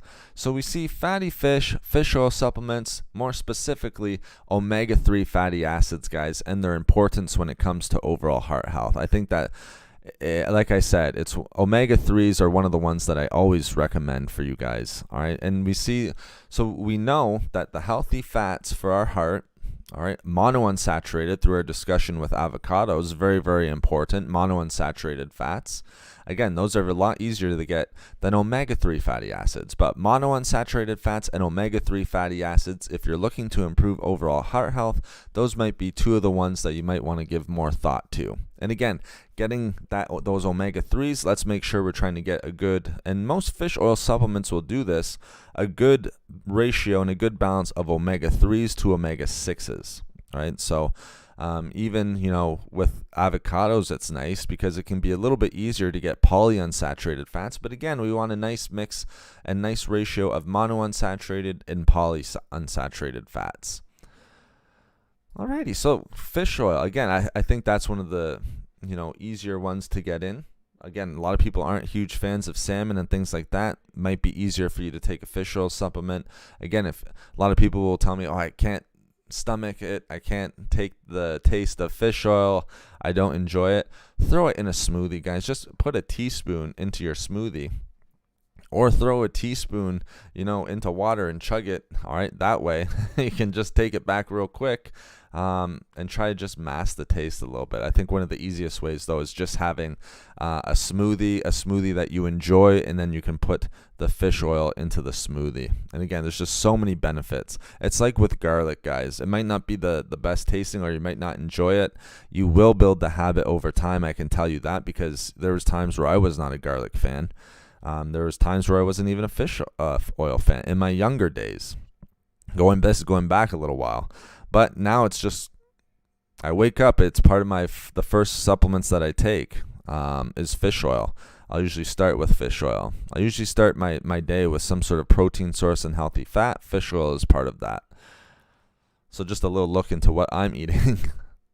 Let's go into our next one, guys, because I want to move into a different food group now. All right. The next is going to be nut varieties. We can talk a little bit about nuts and seeds. So what nuts and seeds are going to be healthiest for overall heart health? And thank you so much for everyone in here. If you have any comments, if you have any questions, again, please feel free to ask. I put my business email into the chat. I don't know if you guys still have it, but I'll throw it in there again if you need any help on, what's building a proper diet, with reducing certain, heart, not even heart health, but it can be heart health or certain sorts of, health issues, send me a message. All right. One of the services I'm going to be providing after we do this face reveal on Saturday, all right, is going to be helping people with building a proper diet. If you're getting into fitness, all right, even that movement, because we know we're shooting for 150 minutes a day or a week, that's one of the services that I'm going to be providing.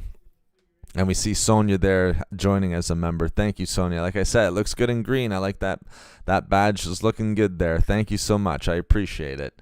But yes, feel free to send me a message, guys. The online services, you guys would be very surprised. I have online clients literally who are on the other side of, like, hours away from me. Not even hours, days away from me. All right. So I have clients all over the place. You'd be very surprised just how beneficial online services can be, and especially with what we're going through now, with COVID and the pandemic and all that stuff. It can be a little bit tougher. You'd be very surprised. I always make sure to give great value. All right. So I put that business email in there. Feel free to send me an email, guys. So let's go into our next one here. A nice healthy fat source here for you guys. Nuts and seeds. Very easy to add to the diet. We just want to make sure that we're keeping it in moderation. I think that's the most important thing when we're talking about nuts and seeds. All right. What are some of the healthiest nuts and seeds for our overall heart health? Well, the first one, you guys know I'm a fan of almonds. Yes, that's going to be a big one. All right. I think walnuts and almonds are going to be two of the healthiest. Now, does that mean the other ones aren't? Absolutely not. Pecans, people, it's so funny. I'll mention that to clients. I'll hear it mentioned or said, numerous ways. It seems like every day someone's saying or pronouncing it different ways, but pecans, very, very heart healthy as well. But I like walnuts for overall heart health. Like I said, when I start my day, it's a protein and a healthy fat with some fish oil. Walnuts are the healthy fat, guys. All right, walnuts will be the healthy fat. Why do I like walnuts for? Why do I think walnuts are one of the healthiest foods that you can have for overall heart health? Well, we know that walnuts, have great health, very, very healthy fats. All right. So we're not getting that saturated or trans fats from it.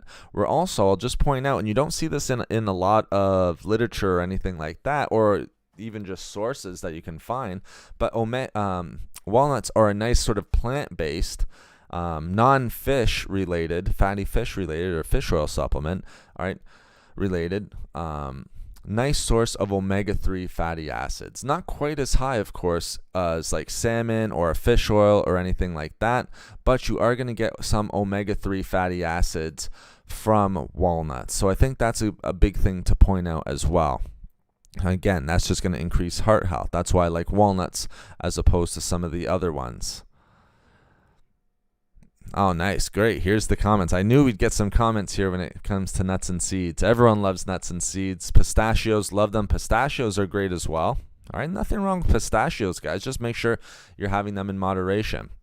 I'm kind of picking two just because I want to go with the healthiest foods for heart health, but pistachios are great in moderation. Brazil nuts, all right, Brazil nuts are really good.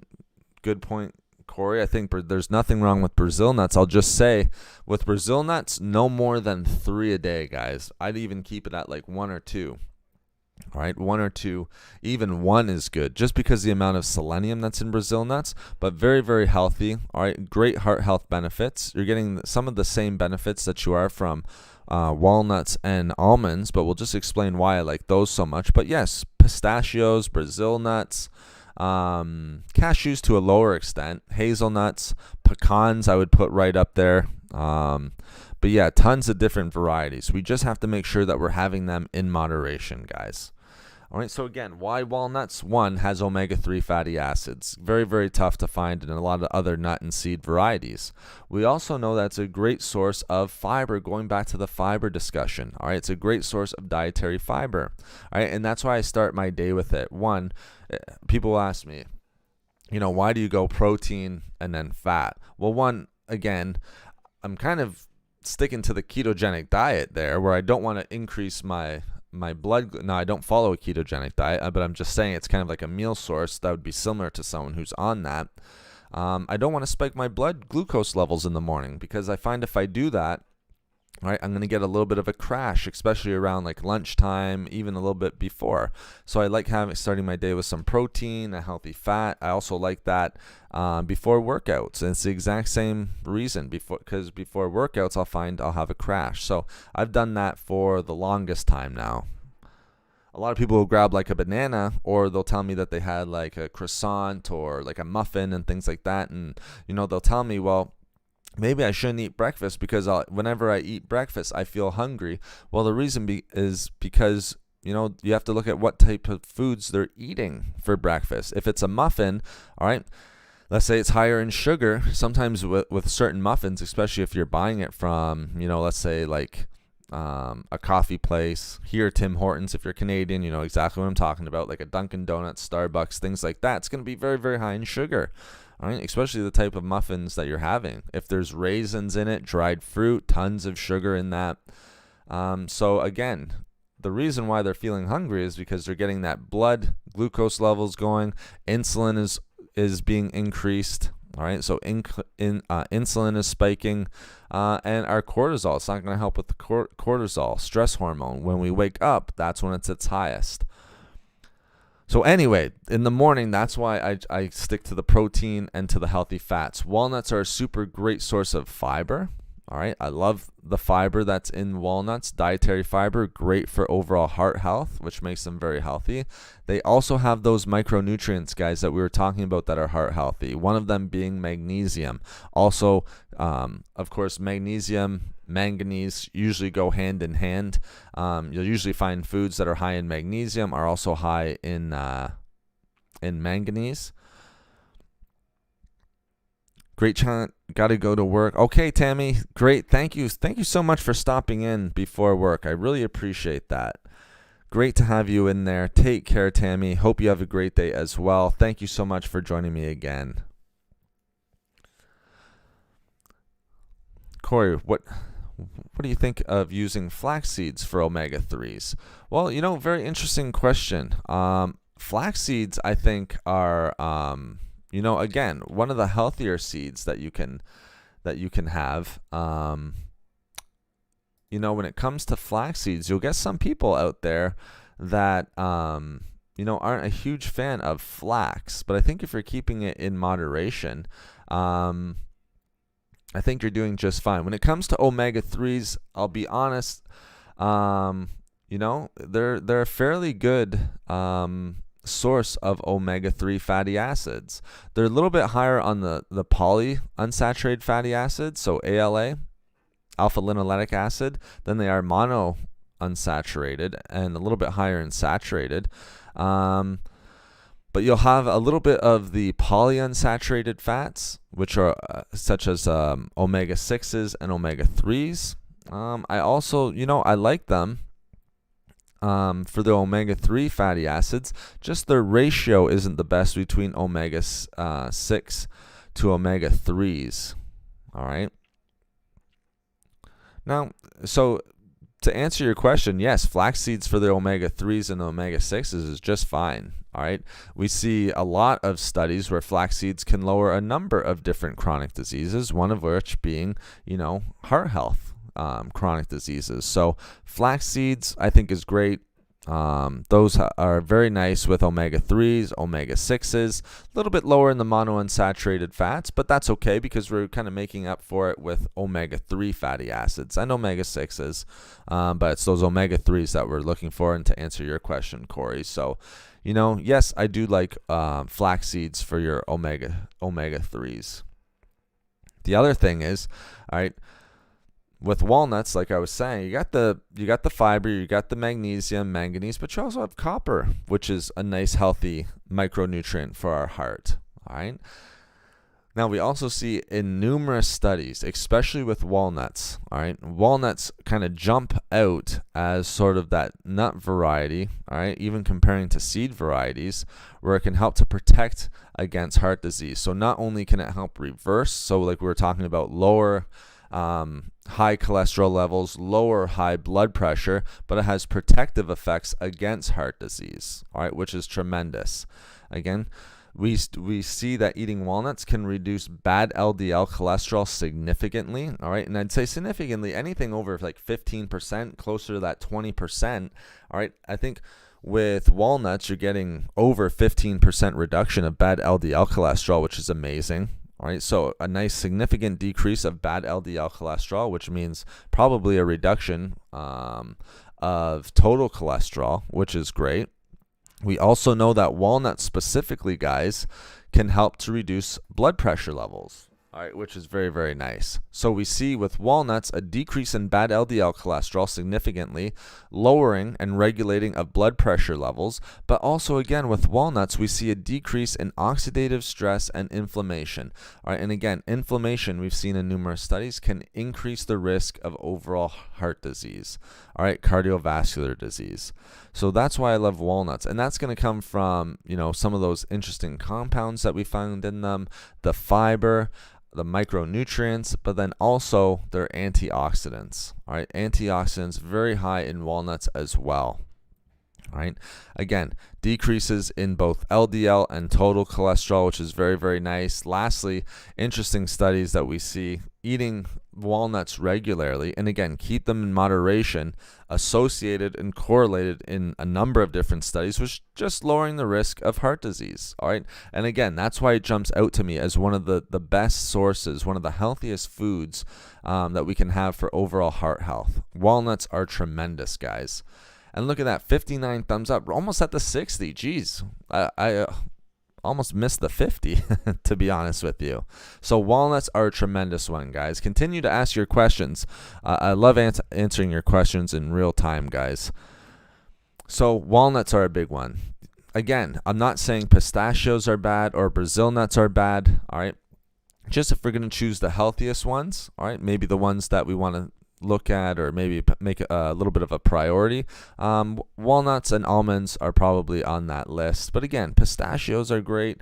I had pistachios yesterday, so I'm not saying that I don't eat those at all, but if we're looking at the healthiest, walnuts and almonds are incredible. Now, why are almonds incredible? Well, one, very nutrient dense in everything. All right, you got your potassium, you got your magnesium, manganese, but the long list of vitamins and minerals crucial for heart health that are found in almonds. All right, that's why I love almonds. Very, very, one of the most nutrient dense nut varieties out there. All right, even surpassing like pistachios, Brazil nuts, and everything like that. All right, so very, very high in micronutrients that are healthy for our heart. The other nice thing about almonds is that they're going to give you those monounsaturated fats that we talked about. All right, it's a great source of monounsaturated fats, guys, which we know from our discussion on avocados is very, very important for overall heart health. So that's why I love almonds so much. Great amounts of heart-healthy monounsaturated fats, which again is going to protect against heart disease. And the other nice thing of almonds, say comparative to like a macadamia nut or cashews especially, all right, you're going to find more fiber in almonds, guys. Almonds are a tremendous source of fiber, just like walnuts are. And that's another reason why I like walnuts and almonds and starting my day off with them. You're getting that fiber, which is increasing satiety, all right, or satiety. Again, I hear this pronounced almost every day. All right, what I'm basically just saying, it's going to increase fullness. You feel more full after having them. All right, so very high in fiber. Again, going to help protect against heart disease. I love the monounsaturated fats that are found in almonds. That's why I think that they're so important. All right, so great source of monounsaturated fats, not only their micronutrients. That's why walnuts are so expensive. They can be a little bit more expensive, and thank you for hitting that 60 thumbs up, guys. I really appreciate it. I thought so, Angela. Absolutely. You want to eat almonds and walnuts too. You're getting all the best there. That's awesome. Pistachios are actually some of my family members' favorite nut varieties. So pistachios, very, very popular. And same with a lot of my clients as well. And like I said, I had pistachios yesterday. So, don't get me wrong. I eat more than just almonds and walnuts as well. All right. But for overall, if we're looking at healthiest foods for heart health, again, can you go wrong with pecans? Absolutely not. But I just want to put into your head the health benefits of almonds and walnuts. All right. Again, it can turn some people off, all right, by me saying walnuts and almonds, because, they'll take that as, well, Foods for Health is saying I can't eat hazelnuts or pecans or Brazil nuts. I shouldn't be eating those. Trust me, those have heart health benefits as well. Healthy fats in general are going to give you heart health benefits. All right, but I just like the omega-3s that are found in walnuts, the fiber, the micronutrients, and same thing with almonds. All right, their anti-inflammatory benefits are tremendous. All right, and we also see numerous studies, especially with those two nut varieties, where you're getting that lowering of blood pressure levels and lowering of LDL cholesterol.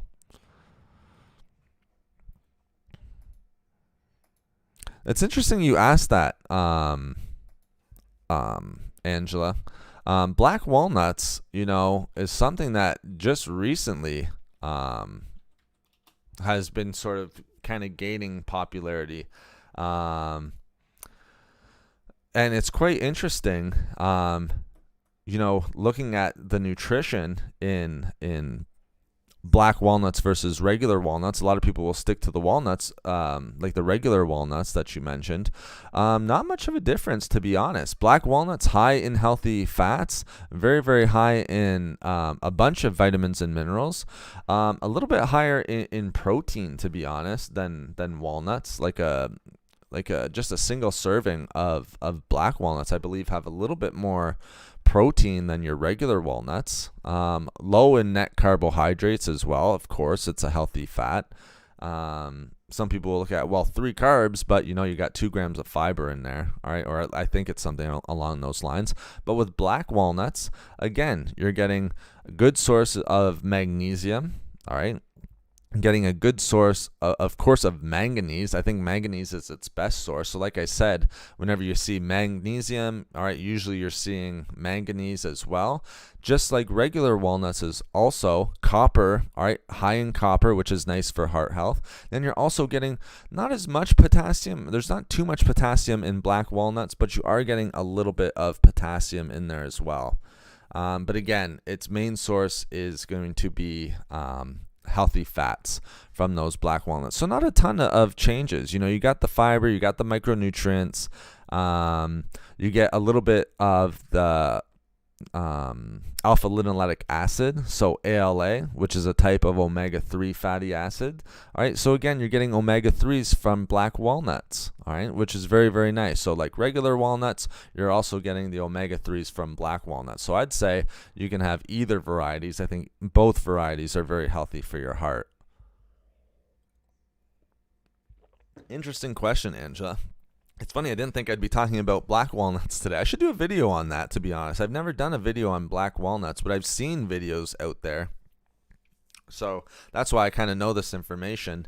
I've seen some videos out there, so it just made me kind of think and make me look at sort of the nutritional value of black walnuts, because very similar to you, what's the difference? It's the same thing with garlic, and there's also black garlic now. Black garlic cloves. Don't know as much about black garlic cloves. I would assume it's very, very similar, but you're starting to see black garlic out there now as well. I think black walnuts have stronger taste, which I like. Yes, Christine, I heard that as well. Can be a little bit stronger tasting, for sure. Okay, I'll eat some walnuts and almonds today. Great, Christine. I'm going to do the same. We're on the same page there. I'll be definitely having some walnuts, probably some almonds. I like shaved almonds. I can add them to oatmeal and things like that. Not as hard on the teeth. Usually I'll freeze almonds, I'll be honest, just because I buy them in bulk, so it can be a little bit tough on the teeth. Black garlic is very strong. Yeah, just like the walnuts, black garlic is very strong, all right? So if you're not a garlic fan, you might want to stick with the regular garlic, even adding it to like a smoothie or anything like that. All right, but almonds, again, heart healthy monounsaturated fat, fiber. Great question. See, this is why I like this, because you guys asked the questions, and then now you're getting that information on something that wasn't necessarily going to come up on our stream today. So thank you for asking that, and then I can provide information on like things like black walnuts, which again wasn't on my list. All right, so that's awesome. So I just want to, we'll finish off with the almonds here, guys. We know, again, just like with walnuts, all right, again, you don't quite get those omega-3 fatty acids, all right? So that's why I started with walnuts, but you do get the high levels of monounsaturated fats, which you are going to get monounsaturated fats from walnuts, but again, almonds, tremendous source of the monounsaturated fats, all right? We also know through research and numerous studies that there's powerful effects when it comes to lowering cholesterol levels and eating almonds. Huge correlation, all right? So if we have high cholesterol levels, or, we're predisposed maybe genetically like I am, all right, or at least in my family, all right, to higher cholesterol levels or things like that, could be blood pressure as well, all right, can have a powerful effect at lowering and regulating cholesterol levels. We see through studies that, eating just pretty much a single serving, all right, so individuals with high cholesterol, eating a single serving, so not very much, it's like an ounce of almonds, which isn't very much, maybe 1 to 2 ounces, again, so keeping it in moderation, eating it regularly, help to reduce bad LDL cholesterol. All right, which is amazing. All right, we want to reduce that bad LDL cholesterol, because remember, we need some LDL cholesterol in our body. I'm not saying we need to go to zero, but this study was looking at those individuals with high cholesterol. All right, so they're going to have high LDL cholesterol levels. All right, so those with high cholesterol levels, we see a lowering of that bad LDL cholesterol. All right, and also we know that it can decrease significantly bad LDL cholesterol and total cholesterol. Now, the nice thing about almonds, and I want to make sure I make this point, and this is why I'm saying walnuts here as well, because remember I brought this up a little bit earlier if you were in chat, we haven't talked too much about foods that can increase good HDL cholesterol. Well, when it comes to almonds, there's been some nice studies out there, all right, multiple studies again, with research showing that not only can almonds help to lower both LDL and total cholesterol levels significantly, which is very important to point out, but we also know that eating almonds is associated with increasing good HDL cholesterol. Again, we want to increase that good HDL cholesterol. Why? Because it can help, one, reduce the buildup of plaque in the arteries, all right? Again, and help the function of the arteries as well. It kind of clears out that plaque buildup. And again, we don't want that plaque buildup. Again, that's when we're leading to blockages, atherosclerosis, a narrowing of the arteries and blood vessels. That can unfortunately lead to greater risk of heart attacks, all right? The heart has to work healthier, of course, if there's blockages, right, guys? So heart attacks, even strokes, things of that nature, we want to stay away from that. Oh, yes. Nut varieties into a blender. That's very, very popular, Morgan. You're absolutely right. And then you do that. The one thing I love about that is you can do that, and then you can also add that to like oatmeal or to different types of. You can add it to salads, all right, which is very nice. A lot of people like doing it like that. Now, I know you probably do this, Morgan, but for some people who are thinking about doing that, and when I started doing that, just make sure that you measure out or you weigh the amount of, let's say you're using walnuts that you put into the blender, right? And just make sure that you're weighing, or you know how much you're adding there, just so that you can keep it in moderation still. Because when you kind of grind them up, all right, it can be tough. You can get a bunch of walnuts, blended down pretty small. Right, so great point. You can just put them in a blender and then add them to food. That's a great point. So amazing. Almonds, probably one of the first ones that we brought up today. All right, where we see actual clear correlation in numerous studies, where we see an increase, not only a decrease in LDL cholesterol and total cholesterol, but an increase in HDL cholesterol, which again can help flush out, reduce plaque buildup in the arteries, and increase the function of our arteries, which is very, very important. Lastly, I'll just point out, know that almonds, great source of magnesium. All right, tremendous heart healthy micronutrients, magnesium, manganese, all that important stuff. And dietary fiber, we can't leave that out as well. All right, so one last thing too, I just want to make sure we point out, because you don't see it as well. All right, tremendous antioxidants found in almonds, especially if you keep the skin on. And antioxidants are important, guys, because it's going to reduce inflammation. All right, inflammation, it can wreak havoc, especially chronic inflammation, on heart health, overall heart health, guys. So we see a reduction with the amount of antioxidants in almonds, and that's why I bring those up. Almonds are a great source of antioxidants, especially if you keep the skin on. That's where a lot of the antioxidants are found. I think that's tremendous. That's tremendous and important to bring up, especially with almonds. So tremendous antioxidants found in almonds, guys. I agree. Sleep is very much important. Yeah, Eileen, that's a great point that you're bringing up here as well. Kind of like I was saying, when it starts with nutrition, a lot of the time sleep is almost got to start with sleep. Okay, sleep is super important for our overall health, and we even see studies where there's correlation between getting enough sleep and overall heart health. I have a question about oatmeal. Okay, are organic old-fashioned oats better or steel oats? I think you can't go wrong with either of them, Angela. I think for myself, I have steel oats just because the GI is a little bit lower.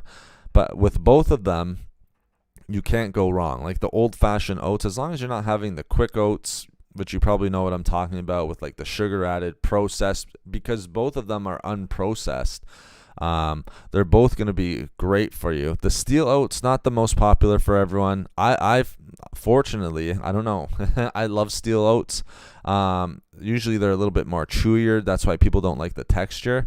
If I was going to choose one over the other, I'd go with the steel oats, but there's nothing wrong with organic old-fashioned oats whatsoever. I ate those for years. All right. And then I switched to steel oats probably about like 5 years ago. But there's nothing wrong with either of them, just as long as it's unprocessed. Just as long as it's not processed. All right, we don't want those processed quick oats. All right, old fashions just fine, especially organic, which is very nice, and steel oats very nice as well. Lower GI, complex carbohydrate, and those are going to be one of the whole grains, oats, all right, which we can just point out right now, which are going to be very heart healthy, all right? So that's a great question. It can kind of lead into our next one. I think I've said everything I can about almonds, all right? You got your oatmeal, all right, whole grains. Oats are probably one of the best ones out there. One of the ones I would recommend if you're eating carbs, all right. A lot of times people will put barley in there as well. I think oats are tremendous. One, they are super high in fiber. We know that things like oats can help to reduce bad LDL cholesterol, all right, and decrease the risk of heart disease overall. In numerous studies we see that. So that's why oats are so important, all right. So I think if you're going to have some carbohydrates in there, I think oatmeal, those steel oats, even if it's those old-fashioned organic oats, or I think there's nothing wrong with that. Some people will throw brown rice in there, which is just fine, but my top one, I love oatmeal. Oats are one of my favorite and super heart healthy. That's what I was going to say. Steel oats better for diabetics. Exactly, Christine.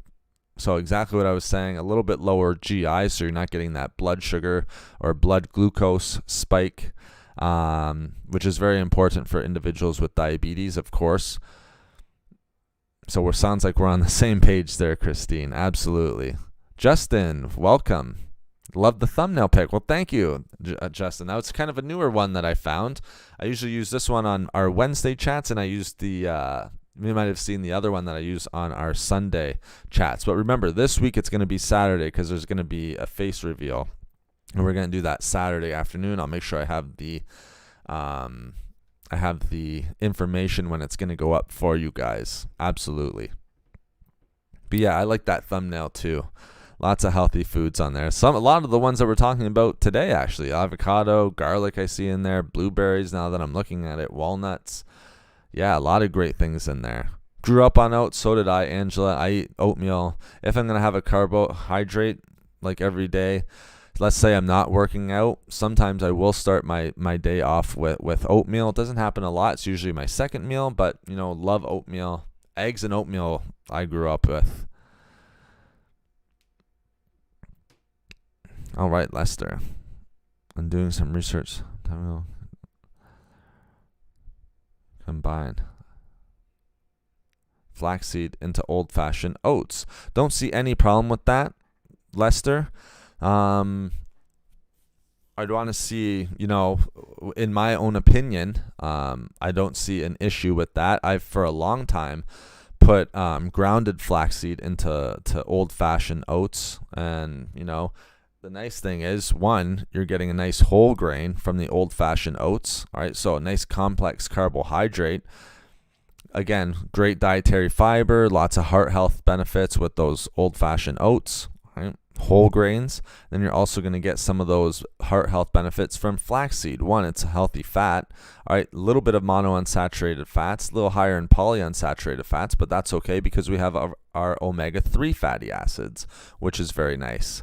I don't see anything wrong with that. I'd like to, if I'm wrong, if I am wrong about that, I'd like to see the other side of the discussion. I know that there are some people out there who aren't a fan of flax. All right. Again, I haven't seen too many of the studies on that, but I think if you're keeping it in moderation, I'd rather you be eating flaxseed than, McDonald's. We got to pick and choose our battles sometimes, guys. Again, just keep it in moderation. Again, with flax seeds and seeds in general, nuts and seed varieties, I would say always keep it in moderation. All right. It's going to be higher in calories. Remember, in healthy fats, it doesn't matter if it's saturated or healthy fats, compared to protein and carbohydrates. In each gram, there's 4 calories. In a gram of healthy fats or fats in general, there's 9 calories. So more than double. That's why I always say keep it in moderation. We just don't need as much, unless you're on a keto diet, all right? We're not going to be having as much fat in our diet as well. Absolutely, 100. Yes, Angela, 100. What's my first meal of the day? Well, that's interesting. You know what? The first meal of the day usually can be some type of like eggs and walnuts. So a lot of the times, because it'll be my first meal, it'll be like a pre-workout meal. I'll have whey protein, like in water, so no milk or dairy or anything like that, with walnuts and fish oil. All right, so walnuts and fish oil are kind of the staple. Sometimes with whey protein, a lot of people will say, well, that's going to increase insulin. Stay away from whey protein, but I'm just going out to work out. It's going to be burned off very quickly. But that's usually my first meal. It can be eggs, it can be whey protein, some sort of protein with walnuts and fish oil. It's only a teaspoon of fish oil. It's not a ton. It's not like a tablespoon or anything like that, guys. again, like I said, I kind of put my money where my mouth is. When it comes to fats, I always keep it in moderation. It's like the walnuts, no more than like less than 8 halves. All right, so let's say at most 8 half walnuts. All right, so it's like 4 walnuts basically, and then fish oil, and then some sort of protein source. All right, so with whole grains and oatmeal, again, reduction of bad LDL cholesterol, great fiber in there, which is very nice.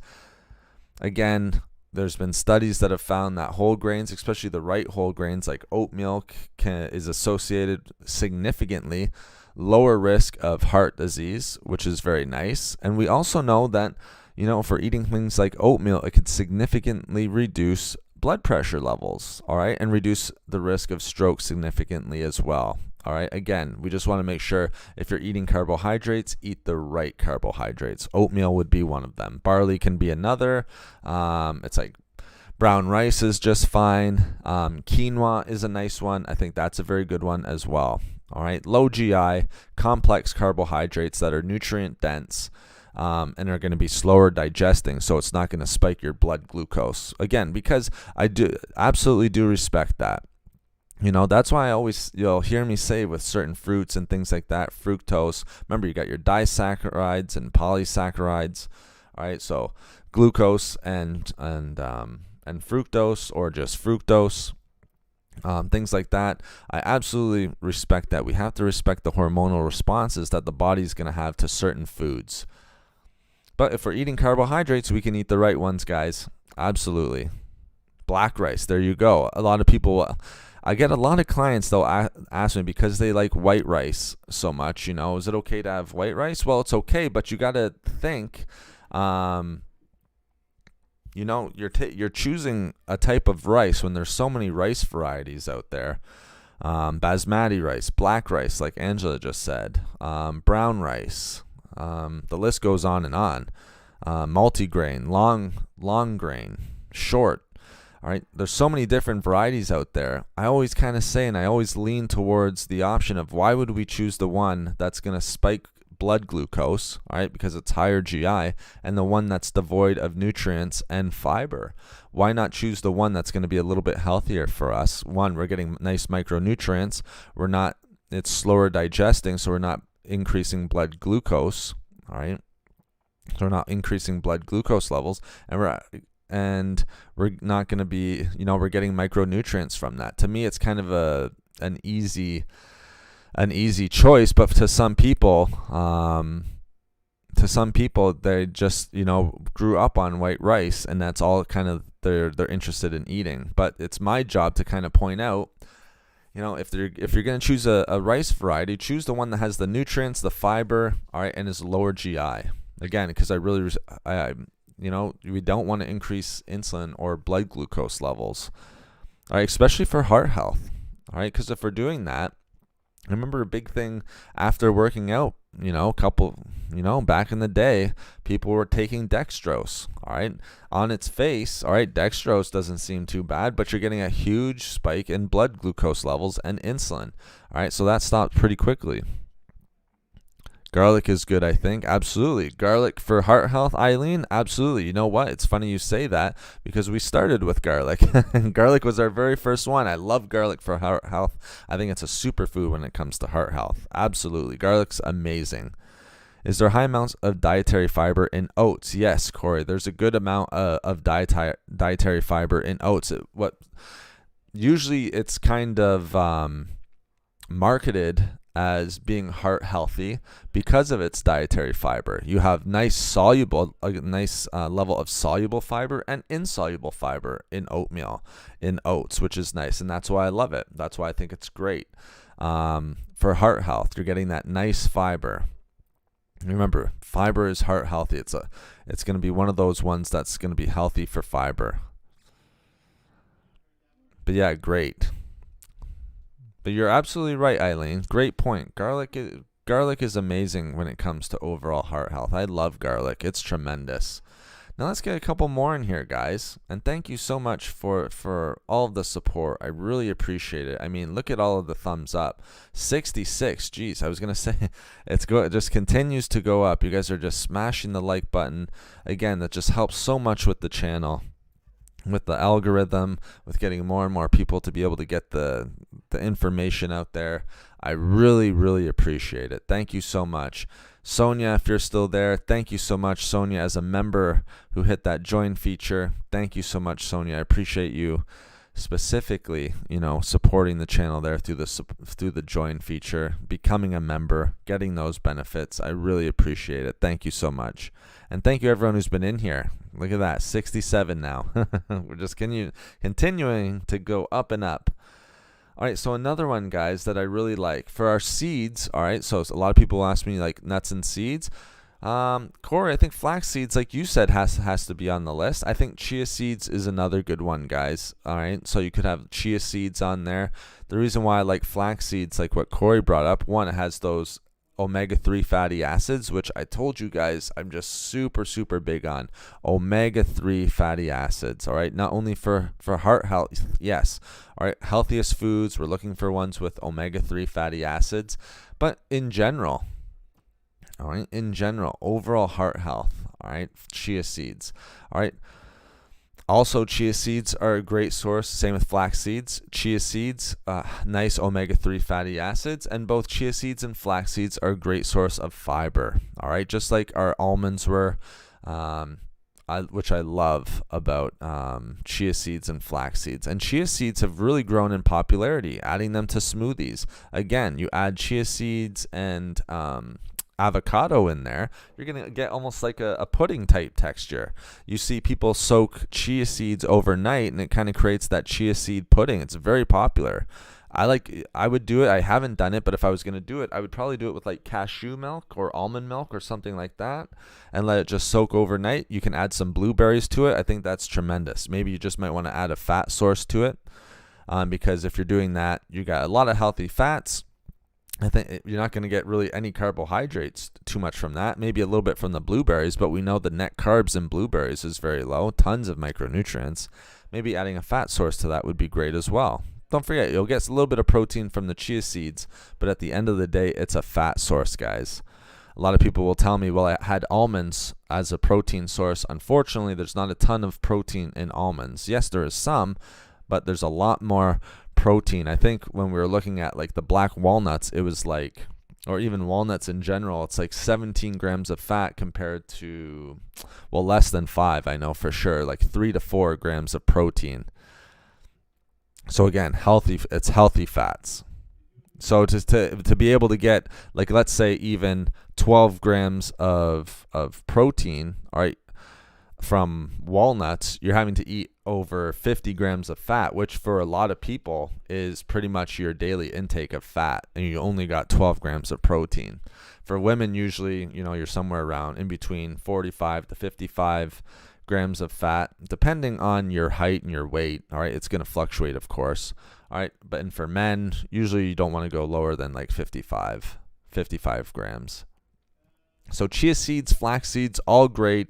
All right, great omega-3 fatty acids in those, fiber in those, all right, which is great. We also see in numerous studies that these seeds can, one, help improve, all right, heart health, so they have protective effects, all right, and we can also see that they reduce the risk factors for heart disease, like lowering and regulating blood pressure. One, important because of the antioxidants.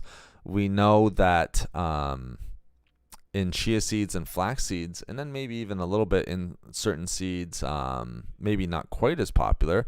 I have hemp hearts, so that's why I included this on the list. Sometimes I'll throw those in my smoothies. Hemp hearts include an amino acid called arginine. All right, and arginine has sort of been correlated with a reduction of inflammation. All right. Reduced inflammation, again, which is very, very important for heart health and reducing, increasing cardiovascular health. It's the same thing with chia seeds and flax seeds, but hemp seeds are a little bit higher in that important amino acid arginine. Maybe you guys have heard of it. It's one of the more popular amino acids. All right, but very, very popular. Ooh, I do chia in almond milk. There you go.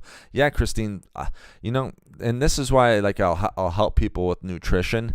It's like little tricks like that, all right, where you can make certain meals, one that's going to be filling because you're going to be getting fiber and healthy fats from the chia. And then with the almond milk, you're not getting a ton of calories. Like 1 cup, if you're getting the right one, unsweetened. You can also do cashew milk. I love cashew milk. Even hazelnut. I forget who brought it up to me, but hazelnut milk. I still have to try that.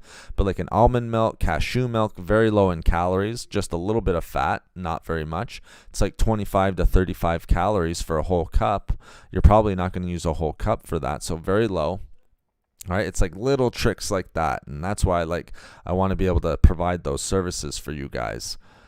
All right, but yeah, I think those are great ones. We also know that flax and chia seeds, again, lower blood pressure, lower cholesterol levels, keep that in control. We've seen in studies where flax seeds, all right, and chia seeds as well, right, we can combine them, can have a significant decrease in blood pressure. And we also know that chia seeds and flax seeds can reduce total cholesterol and bad LDL cholesterol. Now, it's not as significant as it would be like walnuts and almonds, but you will get a reduction from that if you're eating it consistently, but just make sure you're doing it in moderation.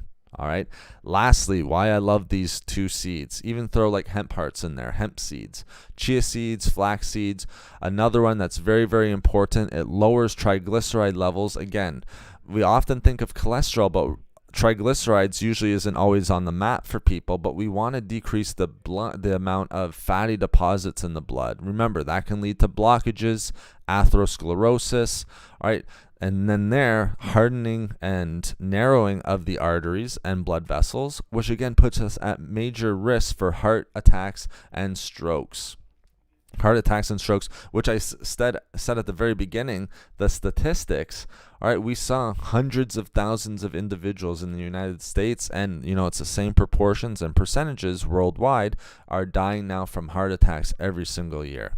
So we know chia seeds, flax seeds, chia seeds in particular can lower blood triglycerides, and both importantly can boost beneficial, so good HDL cholesterol levels, again, which is going to help lower and this is why you get the lowering of blood triglycerides, right? Because we talked about how HDL cholesterol kind of works as that natural cleaner to reduce plaque buildup in the arteries. All right, so you're improving arterial function at the same time, which again, tremendous benefits with both of those.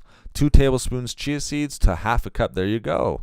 Christine, that sounded like my diet right there. All right. So yeah, exactly. You're probably not going to use a full cup because, that's quite a bit. You'd have to be throwing a lot of chia seeds in there to actually make that type of like pudding.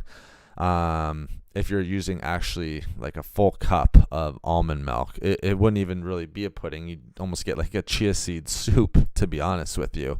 All right. It wouldn't be getting that texture. Hemp hearts almost every day, very nice. Just keep, again, and you're probably doing this, Christine, but again, you're getting nice healthy fat sources from a bunch of different sources, which is great. So again, you just keep that in moderation. That way you're keeping calories in check. You're not going too high in fat. That's amazing. Good for you, Christine. Very, very healthy. If anyone else is, getting all those nice healthy fats, I think that's amazing. Now look at that, 67 thumbs up. If we hit 70, I always say this, I'm not sure if we've ever hit 70 thumbs up. I know for sure not 75, but if we could get to 70, that would be amazing. 70 thumbs up in just one discussion here, guys. I don't know if we've ever done that. So hopefully, I hope you guys are getting great value out of this discussion. Thank you so much for all of the support. I really, really appreciate it. All right, another one, guys. I think you guys know olive oil, very heart healthy. All right, again, keep it in moderation. All right, again, like any oils and things like that, packed with antioxidants. All right, the reason why I want to bring up olive oil, and we kind of need to bring it up when we talk about heart health, olive oil in moderation, packed with antioxidants, so it can sort of reduce inflammation, which again, very, very important for reducing the risk of chronic disease, but also risk factors of heart disease. Also, olive oil is a great source of monounsaturated fatty acids. And you guys know how, in my discussions, how I love monounsaturated fats for increasing overall heart health. We talked about it with almonds. We talked about it with avocados. Avocados being one of the best monounsaturated fats out there. So very, very important. Super rich in monounsaturated fatty acids. Healthy fatty acids in general. Has some nice polyunsaturated fats as well. Just again, make sure it's in moderation. I think 1 tablespoon can be up to 13 grams of fat. That can be a lot because you pour a little bit of that olive oil, like a tablespoon. It doesn't always go a long way. Like if you have a salad and you use 1 tablespoon of olive oil, you're not going to see a lot of that olive oil in the salad. So some people will throw 2 in there. You're getting 26. You're almost pretty much at half your fat intake just from having that healthy salad. So just make sure we keep it in moderation, guys. So yeah, we see that olive oil, tons of heart health benefits, that monounsaturated fats, antioxidants. We also know that and again, this is a lot of the information we get is through the Mediterranean diet. We also know that olive oil intake, when taken in moderation, can help to lower blood pressure levels as well. All right, amazing. So just tons and tons of different benefits. Yeah, you're right. It's good, Christine. So yes, obviously, you're watching your calories. Good for you. Awesome job. Okay, how long have we been going? 2 hours and 15 minutes, guys. Time just flies by with you guys. I'm telling you. We start early, 7 a.m., and we just keep rolling here. All right, keep rolling. All right, and again, I just want to point out, it's good. After this weekend, things are going to be changing just a little bit. Like I said, my face will be on it. I want to start doing types of videos where, I'm going through different studies. We won't make it boring. It'll be like line by line, where, you guys will see me kind of discussing a certain topic, and then we're going line by line, talking about the breakdown of certain studies and then the benefits of certain foods and things of that nature. All right. I also want to do, we can add some fitness stuff in there. It's kind of up to you guys. What you guys want, I'll be making sure that I put in there. There's a couple ebooks that I'm going to be writing. All right. Especially going into the new year, which I think are going to be very, very helpful for individuals. All right. So, we're getting more and more of that value coming in here. All right, more and more. Like I said, we go for about 5 hours in our live streams here. You guys have done an amazing job asking me questions today. I think that's why it's flying by so fast. I mean, I have my topics and foods that I'm talking about, my lifestyle changes. We talked about the statistics. All right, but then you guys come in with your questions, and then it's just amazing. We have our chat. The 2.5 hours fly by. I don't know a lot of other channels that are going to go pretty much almost 2.5 hours of having these health discussions. I've seen 30 minutes and things like that, but it's nice. I like these long form discussions. So again, thank you for supporting the channel. 67 thumbs ups, amazing. If you can join as a member, that's always appreciated. I love that.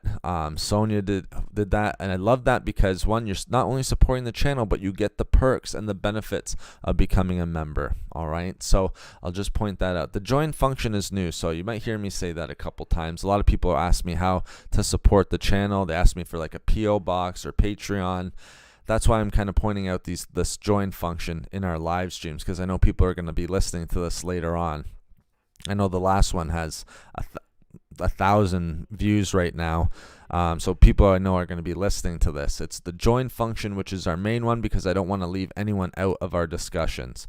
So the join function being joining as a member, one of the best ways you can support the channel, and then you can also get the perks out of it as well. All right, like I said, those ebooks and everything along that nature.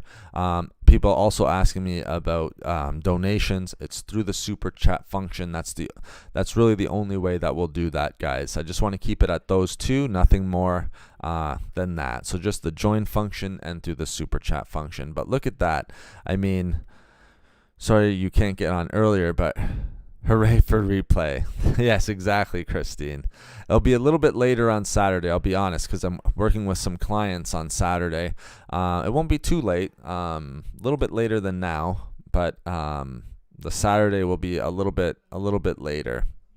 But 67 thumbs up, guys. Like I said, I don't know if we've ever hit 70. So we're getting very close to that 70 there. I really appreciate it.